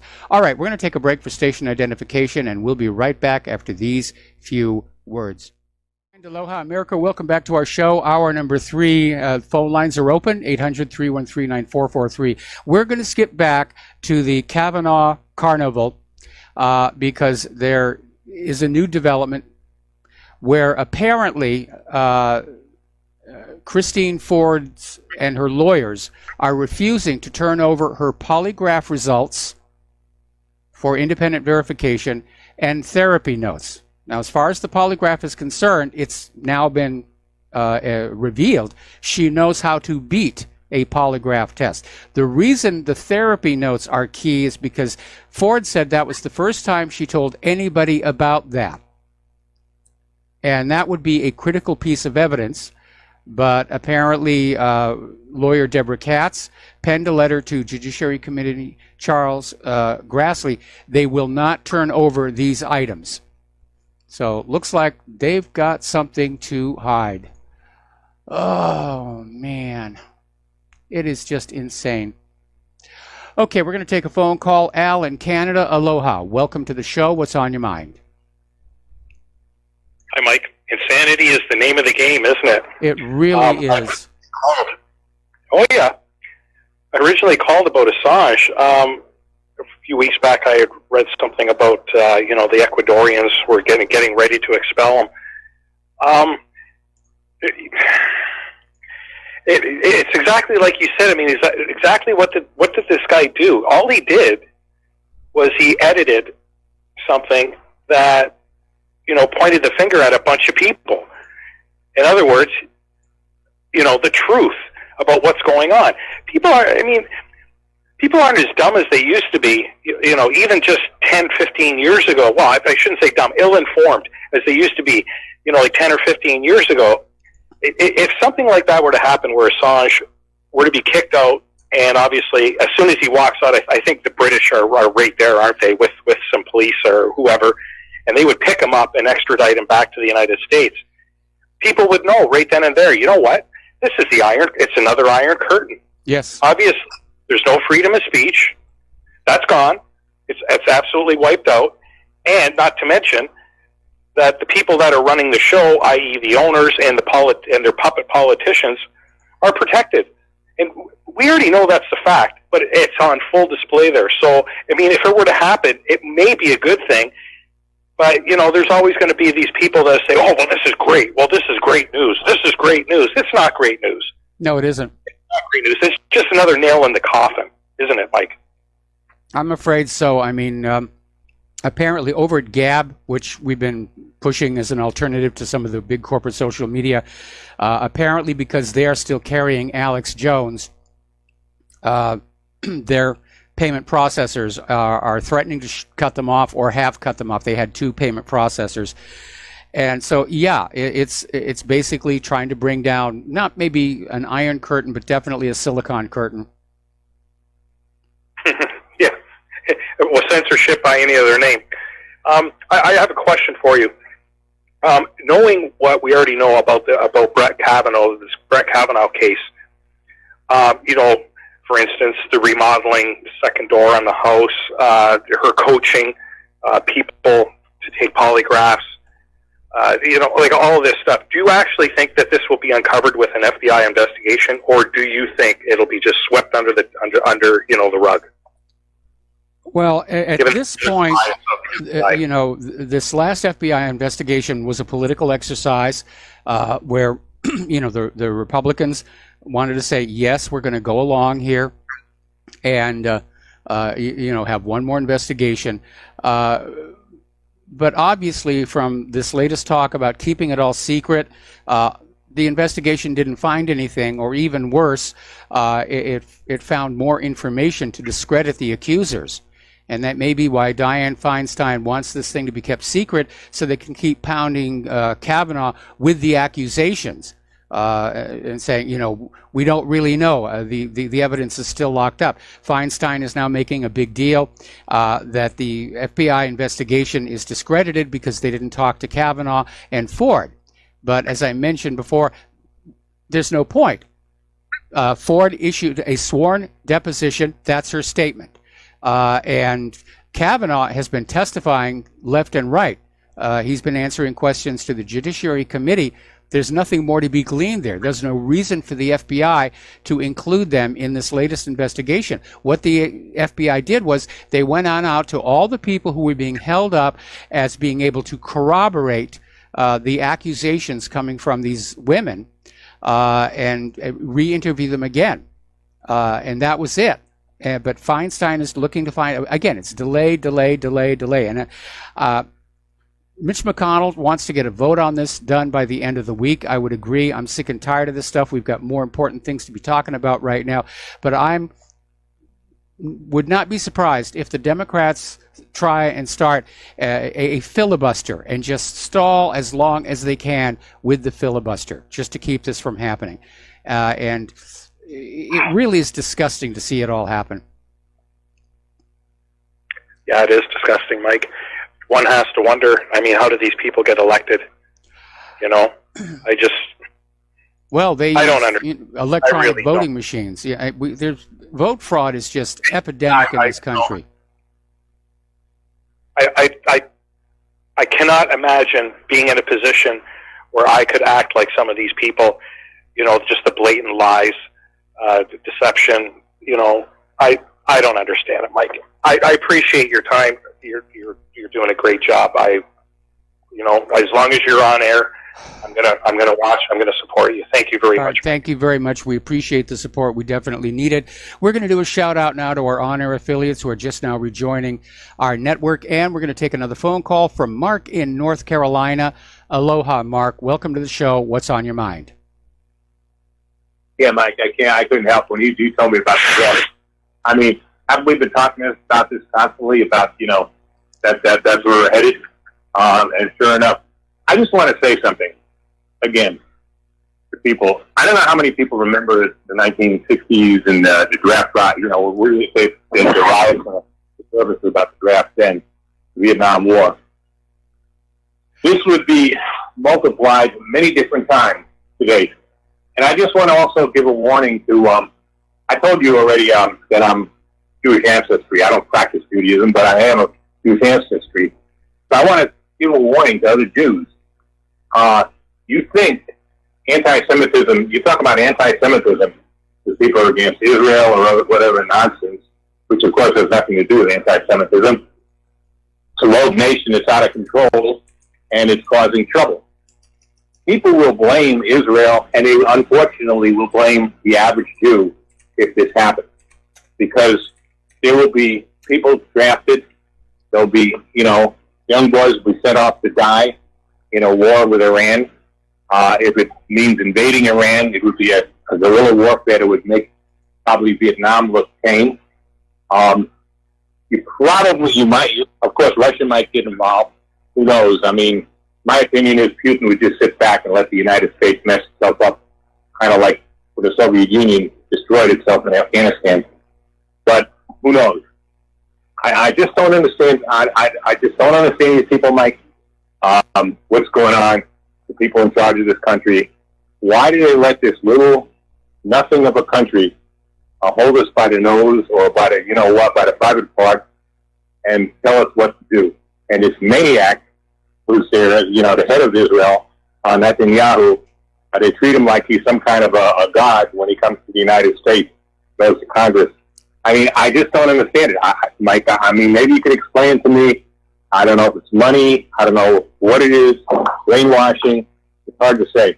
Well, it's a combination of multiple factors. Obviously, money is a big part of it, and we have this organization in the United States called AIPAC, which basically monitors all members of Congress, and those who toe the Israel line get lots and lots of money. Those who don't, the money goes to their opponents in the next election. And it is a completely corrupted system, and our nation is being preyed upon by Israel. And we can see the results around us. This country is on the verge of collapse and death, at which point Israel will simply find another country to parasitize. Yeah, but I don't know. I just, I think what Putin should do, too, is just, I told you yesterday, we've got thousands of nuclear weapons and the means to deliver them. Just give Iran maybe 5 or 10 of them. That's enough. That should be enough of a deterrent to tell Israel, keep your nasty hands off of Iran and the rest of the Middle East, or else. Because you may have 200 or 300 weapons, 5 or 10, it's only take about 1 or 2, and that'll be the end. Maybe that's the best thing. And but as far as this country goes, as far as the United States goes, I told you yesterday, I think a lot of these leaders of ours are on drugs. Okay, like when you see somebody like the former senator they had K. Bailey Hutchinson, or the other so-called Admiral Zinke. I got to wonder if these people are on Prozac or something like that. I mean, they might well be. They might well be. I mean, there's actually a pharmacy inside the Capitol building.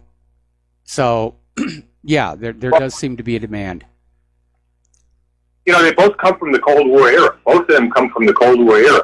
So they should remember how frightening that was with the U.S. and the Soviet Union facing off. And this is a lot worse because we were never this close to them. Like in Syria, one mistake and that could be it. And we almost had those mistakes with the Soviet Union numerous times, not just during the Cuban Missile Crisis. So you think these people get it to their heads?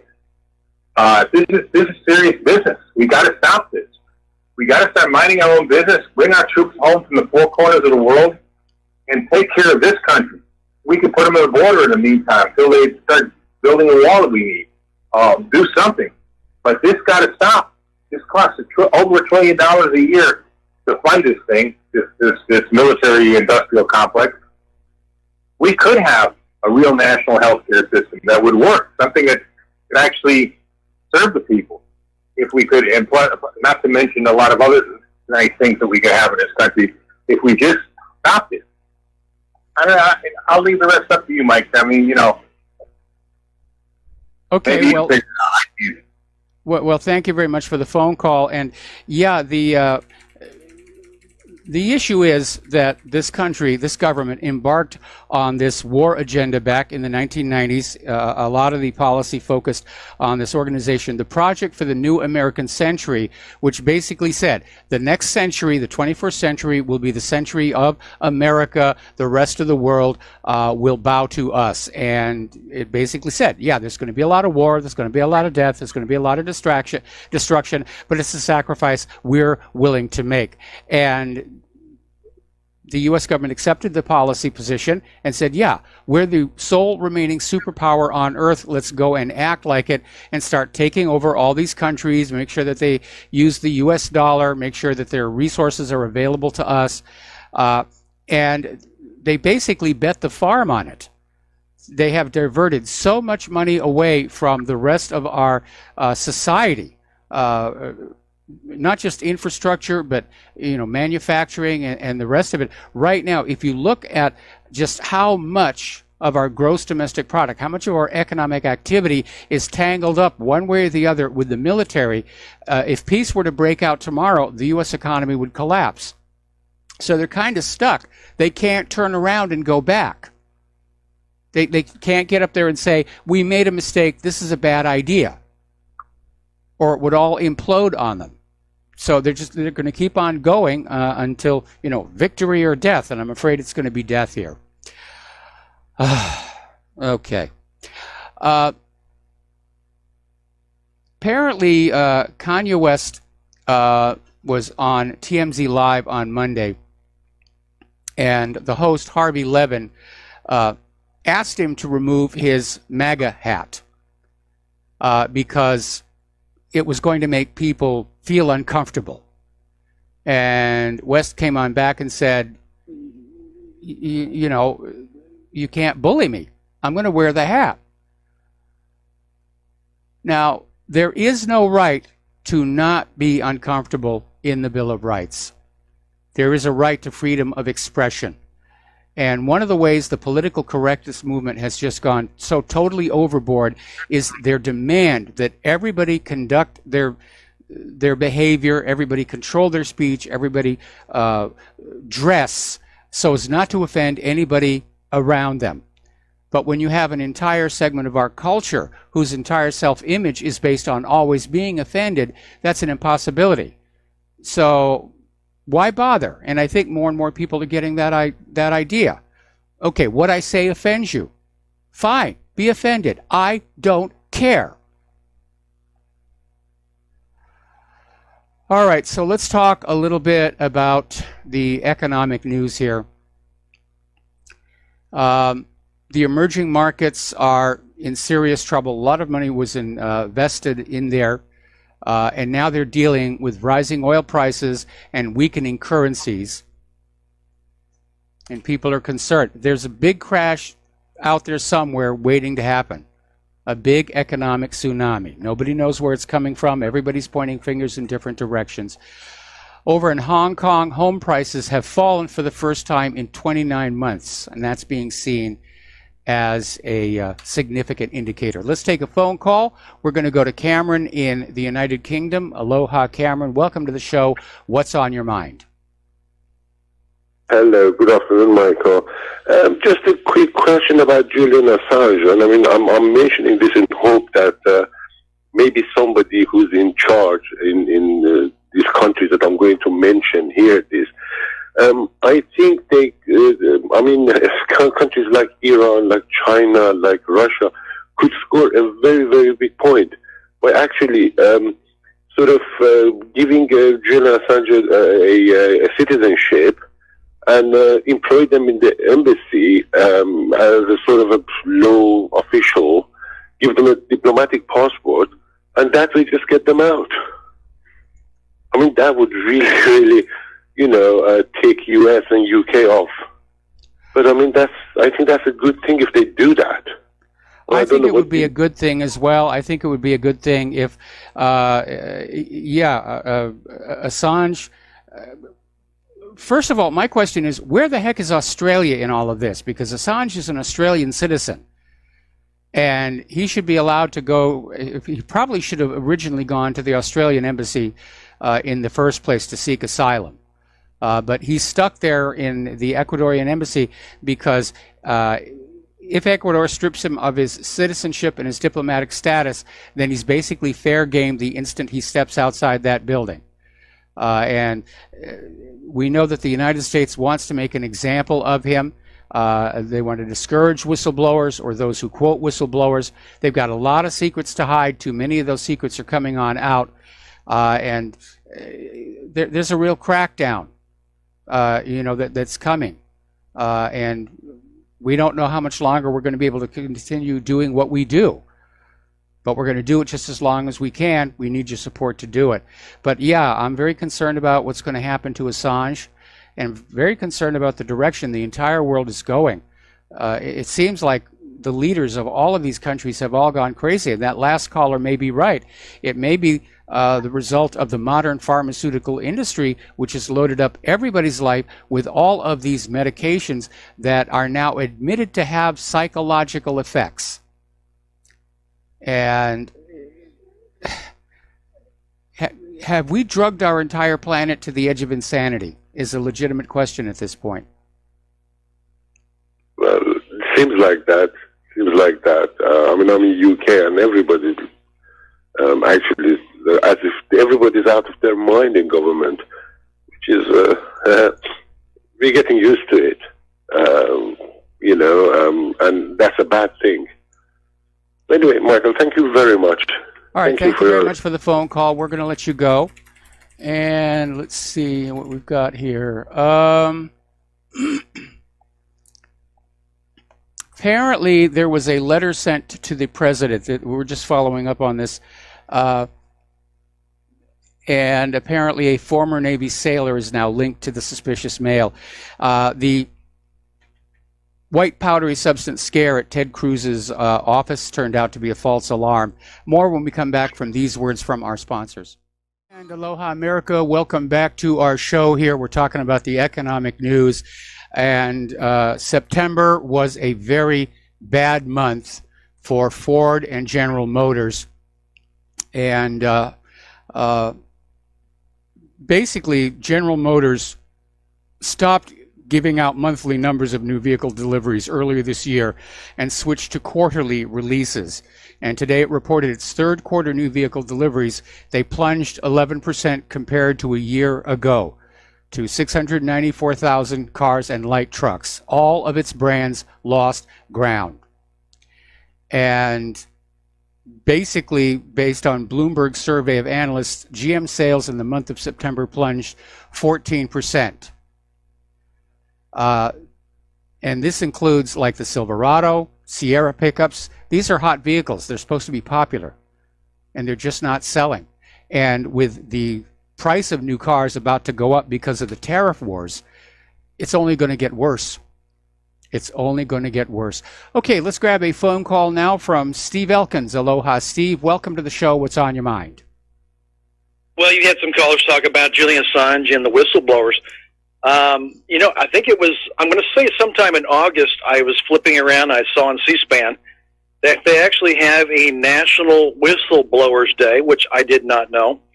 So I guess selectively the United States cares about whistleblowing, but, depends how far you go with it. If it embarrasses the government and shows war crimes, then that's a bad thing. But I'm not sure. I'd never heard of it before. It's the first time forever. National Whistleblowers Day. And I am deeply bothered by, this president we have currently here that pointing out a war crime could have you go into hiding. And I thought we'd learned something from past wars about atrocities, Vietnam, definitely the My Lai massacre, certain things like that, that coming forward and telling the truth would be a good thing to stop future atrocities, war crimes, but I guess we're on this pathway still. We can continue doing what we're doing, nation building and war crimes along the way, and that's supposed to be kept secret. If then somebody comes forward, that's a bad thing. I'm deeply bothered by it. Yeah, I mean, you know, for people who have something to hide, whistleblowers are a bad thing. There actually used to be laws in this country protecting whistleblowers. And because whistleblowers do serve a legitimate function in keeping corporations and government accountable. But they've been chipped away over time, and the United States may mouth their praise and support of whistleblowers, but right now whistleblowers have no more protection. I remember back when TWA 800 was accidentally shot down, one of the first things that happened is whistleblower protection for those Navy units involved in the recovery was immediately withdrawn. So, yeah. Yeah, I do remember that also, but I didn't even know it existed. Like I said, National Whistleblower Day, I can't pin the day on it. It was on C-SPAN. They were talking about they were giving medals or certificates away, and I had never heard of such a thing, and then I see what's happening here, and blowing the whistle on those journalists being killed in Afghanistan and covering that up, and I'm pretty certain Pat Tillman was taken out also. That wasn't friendly fire, but you know, this is a bad direction to go when a whistleblower telling the truth and honesty is treated like a villain himself, and yes. I am very bothered by that. Yeah, that's the world that we live in. Those who lie are rewarded and promoted and glorified, and those who are telling the truth are treated like we're the bad guys. We're the villains. We're the evil ones. You know, we're anti-American. We're unpatriotic if we want the truth. If you're a loyal American, you will believe the bovine excrement we shovel at you. Seems to be the attitude coming out of both the government and the corporate media. That's it, Mike. Hey, thanks. Great show. All right, thanks an awful lot, Steve. We're going to let you go here. The retail Mageddon is picking up speed. Sears, JCPenney, Brookstone, and Mattress Firm are heading toward bankruptcy. In fact, Mattress Firm may declare bankruptcy just in the next few days. And they're looking to basically get out of their store leases and shut down some of its 3,000 locations that are losing money. And again, the reason is simple. People don't have money to spend. You know, mattresses have actually become very expensive. And you can't have those two trend lines not cross each other sooner or later. And that's what's going on here. Over at the S&P 500, the percentage of unprofitable United States initial public offerings is now basically at the same level that we saw during the dot-com era. A lot of money being put into these IPOs. Not all of them are performing very well. And another indicator, things are not really going very well. Huntington Bank is now planning to close 70 of their branches in Ohio and Michigan. And we're going to take another break for commercials, and we will be back with more news after these few words. And aloha, America. Welcome back to our show here. And I was watching the Fox News feed over during the commercial break. And Immigration Customs Enforcement is saying there's all of a sudden, there's been a major increase in the number of illegal immigrants just coming across the border. And I wonder if that's the Democrats recruiting more illegal voters for the midterm elections. Congress actually tried to pass a resolution condemning voting by illegal immigrants, and the majority of Democrats refused to sign it, refused to vote yes. They love their illegal immigrant voters. They're depending on them now. Probably sent out another message. More free stuff, more free stuff. Just get on up here, vote for us. We'll take stuff away from the American citizens and we'll give it to you. Somewhat variation on a theme that we're seeing down in South Africa and Namibia. All right, we're going to take a phone call. James in Tokyo. Aloha, James. Welcome to the show. What's on your mind? How are you, Michael? You have to give a commendation to the guy in the control room. I told him I was Maxwell Smart from Du Bois, Iowa, but he understood who I was right away, and I failed that security check. So give the guy a commendation. Okay, I certainly will. So what's on your mind today? One question about the economy. Like we're talking about the Amazon with the $15 an hour. I left the U.S. in 1990, maybe. Yeah, around 1990, 1989. I can't remember. I was making probably $10 an hour. I don't know, $20,000 a year before I went away. And do you think that $15 an hour, which is like, I don't know, maybe $2,400 a month, can people live off that in America where they have to pay all the health and everything? Not really, and it's not really all that generous of Amazon, because they may have increased the minimum wage and announced it to the press, but in the process they cut out the bonuses and the stock option plan. So in reality, the Amazon employees are actually winding up in worse position than they were before. I'm not talking about the Amazon. I'm just talking, can a person, because I'm in Japan, so can somebody in America live, comfortably for $2,400 a month? No, I don't see anywhere where that could be. I mean, rents are sky high, and maybe out in extreme rural areas you could get away with it. But then, if you're in an extreme rural area, what do you do for a living? How do you do a job? The problem is that all of our economic activity is concentrated in the cities. That's where all the jobs are. But at the same time, that's where the standard of living is more costly. That's all I wanted to know. Because I'm not around. I don't have the feeling for it like you do. And when I read the news, sometimes I can't 100% understand everything, and I haven't, So I just wanted to hear that input from you, and no real questions today, but that was all I wanted to ask. All right. So, well, thank you very much. Well. Thank you very much for the phone call. We're going to let you go. The bottom line here is it is not sufficient for the American worker to be just getting by with rent, food, and all the mandated health insurance and the rest of it. If they're not earning enough money to go into the shopping malls and buy products, then the consumer economy grinds to a halt.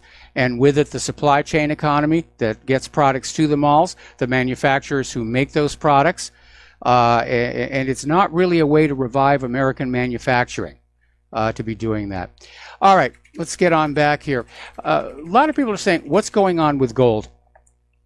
And gold has been down for a while, and the suspicions are it's being deliberately manipulated by blending it with paper gold contracts. They blame the price of the physical with the paper contracts, and they say that's the gold fix right there. But they can overprint that paper, and in fact they have, as a way of diluting the price of gold. So a lot of people are out there saying it may be time for gold to rebound. Over at safehaven.com, they're saying we're seeing the bottom.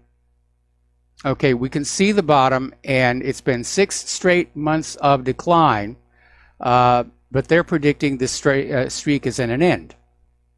Maybe, maybe not. It depends on how desperate the banking system is to keep us on our savings accounts, and how desperate the stock market is to keep us buying their paper equities.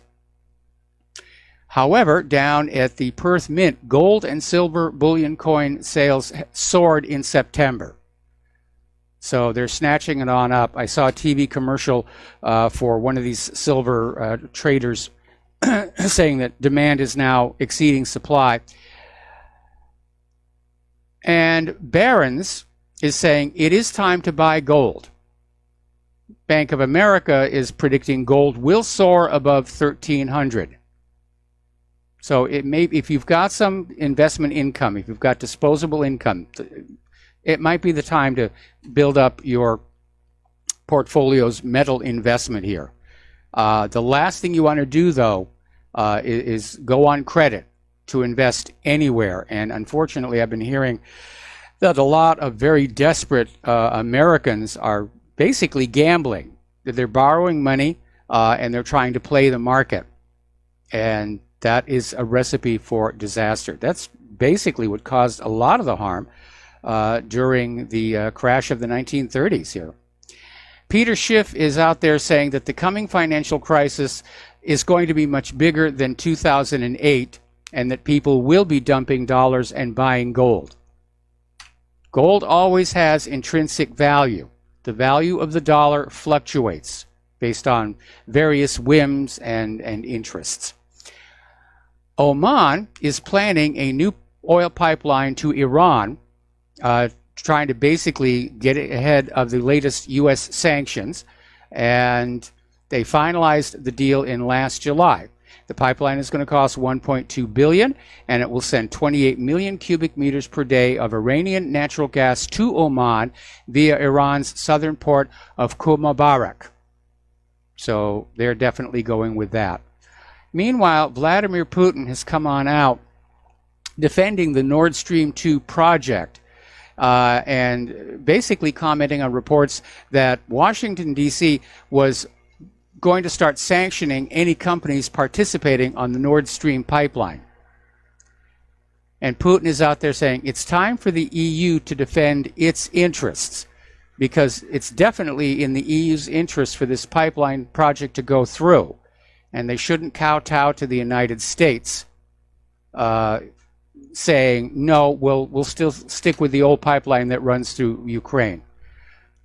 We're reaching a point where all these sanctions are going to backfire, where the entire world is just going to stand up and say, enough with all of this. You know, you're locking up the global economy. More critics have stepped forward regarding Trump's NAFTA version 2.0, saying it's just another corporate giveaway.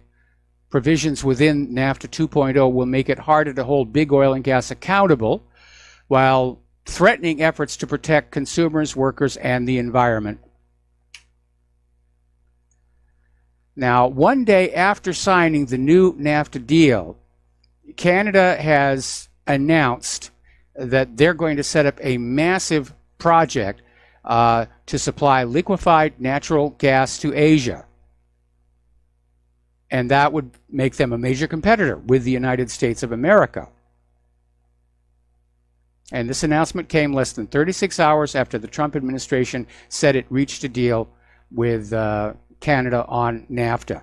Now, this is going to raise an interesting situation, because remember a few days ago we had the Secretary of the Interior was getting all huffy about the fact that Russia wanted to send oil and liquefied natural gas into areas where the U.S. was selling those same products, and therefore they were considering a naval blockade on Russia to prevent those Russian oil and gas ships from sailing. So what are they going to do now that Canada is setting up a rival liquefied natural gas delivery system for Asia? Are they going to blockade Canada? Is Canadian bacon about to become real? But over in the EU, they are showing signs of standing up to U.S. bullying over Iran sanctions, and they're basically moving forward with their special purpose vehicle in which they're going to do business with Iran using the euro and completely drop any involvement with the U.S. dollar. So the U.S. dollar is still a major reserve currency in the world, but its position is clearly in decline. And global de-dollarization is going to be a jolt for the U.S. economy, and the U.S. economy is already very, very fragile.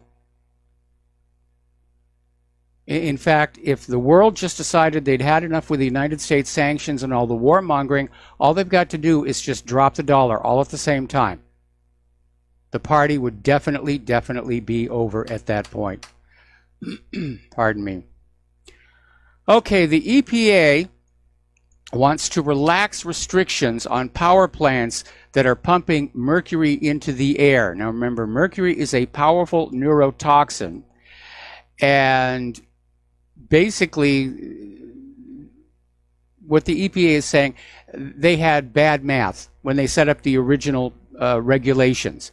Fuzzy math, bad math, that they're recalculating the allowable emission levels, and they're going to be higher than what they are right now.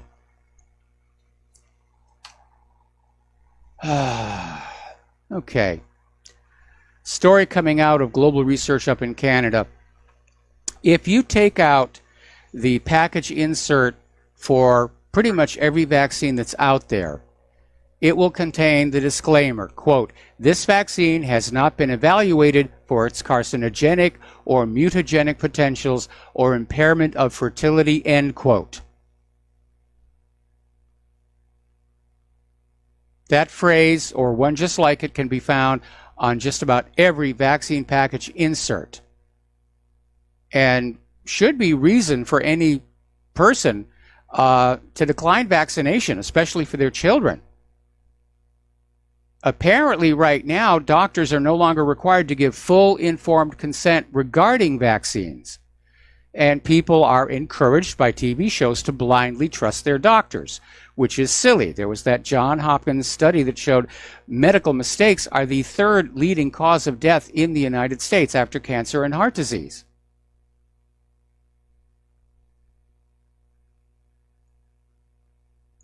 So they're just pouring out all these chemicals. They're indemnified from civil litigation, and they openly admit, this could be cancerous. We don't know. We haven't checked. This could make you sterile. We don't know. We haven't checked. And don't forget all those scandals in other countries where vaccines were found to have intentionally added chemicals to sterilize women these shots were being given to. Are they going to start doing that here to the American people? Maybe. Got to make room for all those illegal immigrants and refugees coming on in. Which hasn't stopped the vaccine industry from cranking up the yearly propaganda, get your flu shot or you're going to die. I saw a commercial on Fox over there reminding that people 65 and older, can very easily die from complications of the flu. So get your shot right now. And it's marketing. It's marketing. They're selling a product most people don't need. Most cases of illness claimed to be the flu actually turn out to be ordinary colds. It takes a lab test to determine if somebody actually has influenza versus any of the other more benign illnesses that permeate our environment. And there are natural flu remedies out there as well, along with just good hygiene and keeping your distance from people who are obviously ill. But the medical industrial complex is just as greedy as the military industrial complex. And medical care in this country has been turned into just another racket. And that goes all the way back to President Nixon, who signed the Health Maintenance Organization Act for his friends over at Kaiser Permanente. Prior to that, it was actually illegal in this country to make high profits off of medical care. You were supposed to treat the patient. You were supposed to bill the patient for the time and services of the doctors and the overhead of the hospital and the medical supplies. But it had to basically zero out. There couldn't be a huge plus on the accounting sheet when it was all over. But that all went away with the HMO Act. And medical costs have soared, and the quality of medical care in this country has declined. And the pharmaceutical industries are out there with a new business model. Hey, we don't want to sell medicines to people who are sick. If they die, we can get sued. We're going to sell medicines to people who are perfectly healthy and don't need them.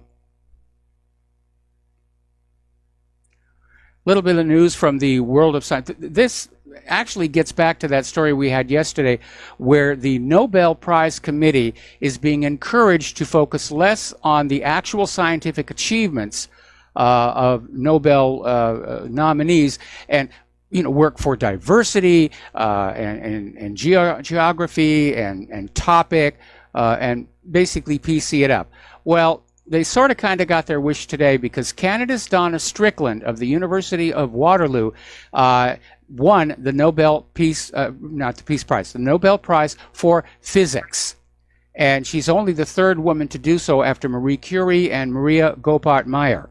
And apparently Donna and her associates came up with some major improvements to laser technology to make them more effective for things like eye surgery or microengineering. And so she got that one. The Nobel Foundation also came on out and said that while they deplore the actions of Myanmar's civilian leader Aung San Suu Kyi, that her Peace Prize will not be withdrawn. She gets to keep that little one.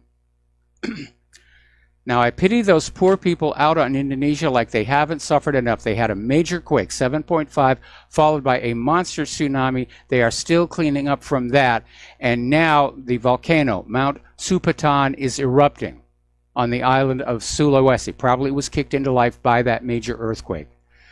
So, again, what they're having to go through down there. Okay, we're coming up here on our final commercial break. We're going to take a break for some commercials, as I just said. And, okay, we'll be right back with the last segment of our program today. And aloha, America. Welcome back to our show. Last segment of our program today here. And getting on back to the Kavanaugh Carnival. Apparently, the Senate Republicans and Senate Democrats are now tweeting up a storm. The Democrats are starting to make all kinds of utterly ridiculous allegations. The Republicans are playing defensive. But again, I think it's going to reveal to the American people just how dysfunctional this government truly has become. Okay, we're going to take one more phone call for the show, and that would be Beth in Virginia. Aloha, Beth. Welcome to the show. What's on your mind? Hi, Mike. How are you? I just have a quick question. I know it's almost the end of the show, but just on the economy, I'm kind of confused.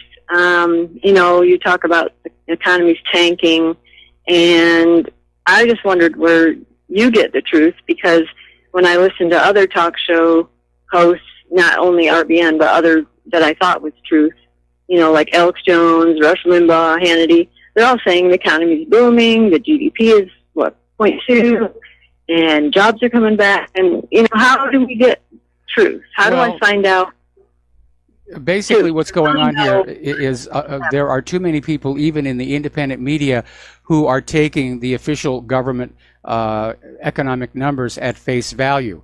And you really should not be doing that, which is why we dig into some sources that are a little bit deeper in, articles by people who are on the inside of the economic system. Obviously, the government and corporations want you to think the economy is doing wonderful. I mean, after all, it's the start of the Christmas shopping season, and they want to flog some more money out of you between now and December 25th. But they don't want the American people to know how bad things really are. And so, yeah, you're going to be, look at the unemployment numbers, for example, where they're saying, you know, the jobs are coming back. And the jobs report last month, they said we created 200,000 jobs. The part that was left out of the corporate media report was that over 400,000 jobs were lost. And so probably a good place to look for the real jobs numbers is the Bureau of Labor Statistics. And like any other government website, it can be very difficult to navigate and find the information that you want. But when you look at the workforce participation rate at the Bureau of Labor Statistics, it doesn't line up with this unemployment number of 3 to 4%. And the reason is they're basically cooking the books. We have almost 100 million Americans who have not been able to find jobs in a very, very long time, but they are moved to a different category. And that unemployment number that comes out of the government and through the corporate media basically represents people who only lost their jobs in the last couple of weeks and are still on some form of unemployment assistance. And it's just a way of disguising how bad things are in this country, because I think this government is really concerned that there could be an uprising of the American people if they really came to understand how bad things are going to be. I don't want to see that myself, but I still think people are deserving of the truth. yeah, it's very hard to find the truth. I mean, you know, you got to work at it. You got to work at it. If somebody's out there, you know, just giving you news for free, like the corporate media, what they're feeding you is what somebody else wants you to think. Right. Oh, I don't even watch that anymore. Sometimes I just look at a little bit just to see what they're saying, and you can tell by the headlines they're just lying to you. I understand that, but to get the economic numbers, that's what I was trying to figure out. When everybody says things are going good, you know, how do you find out the things that aren't going good? You know, it's very obfuscated. It's very obfuscated. Anyway, listen, Beth, got to let you go. We're at the end of the show. Thank you very much for the phone call. Hang on. There's the music. I was a little late coming in there. So we're going to get on out of here. Claire and I have got some things we have to do this afternoon. Please stay tuned for John Stadmiller. I'm sure he's got a lot of interesting things to share with you. Please take what you learn here, share it with other people that you know. Use email, face-to-face contact. Social media right now is a total waste of time unless you're into funny cat videos. So please donate to Republic Broadcasting. Please donate to whatreallyhappened.com. We'll be back here tomorrow. Aloha, America.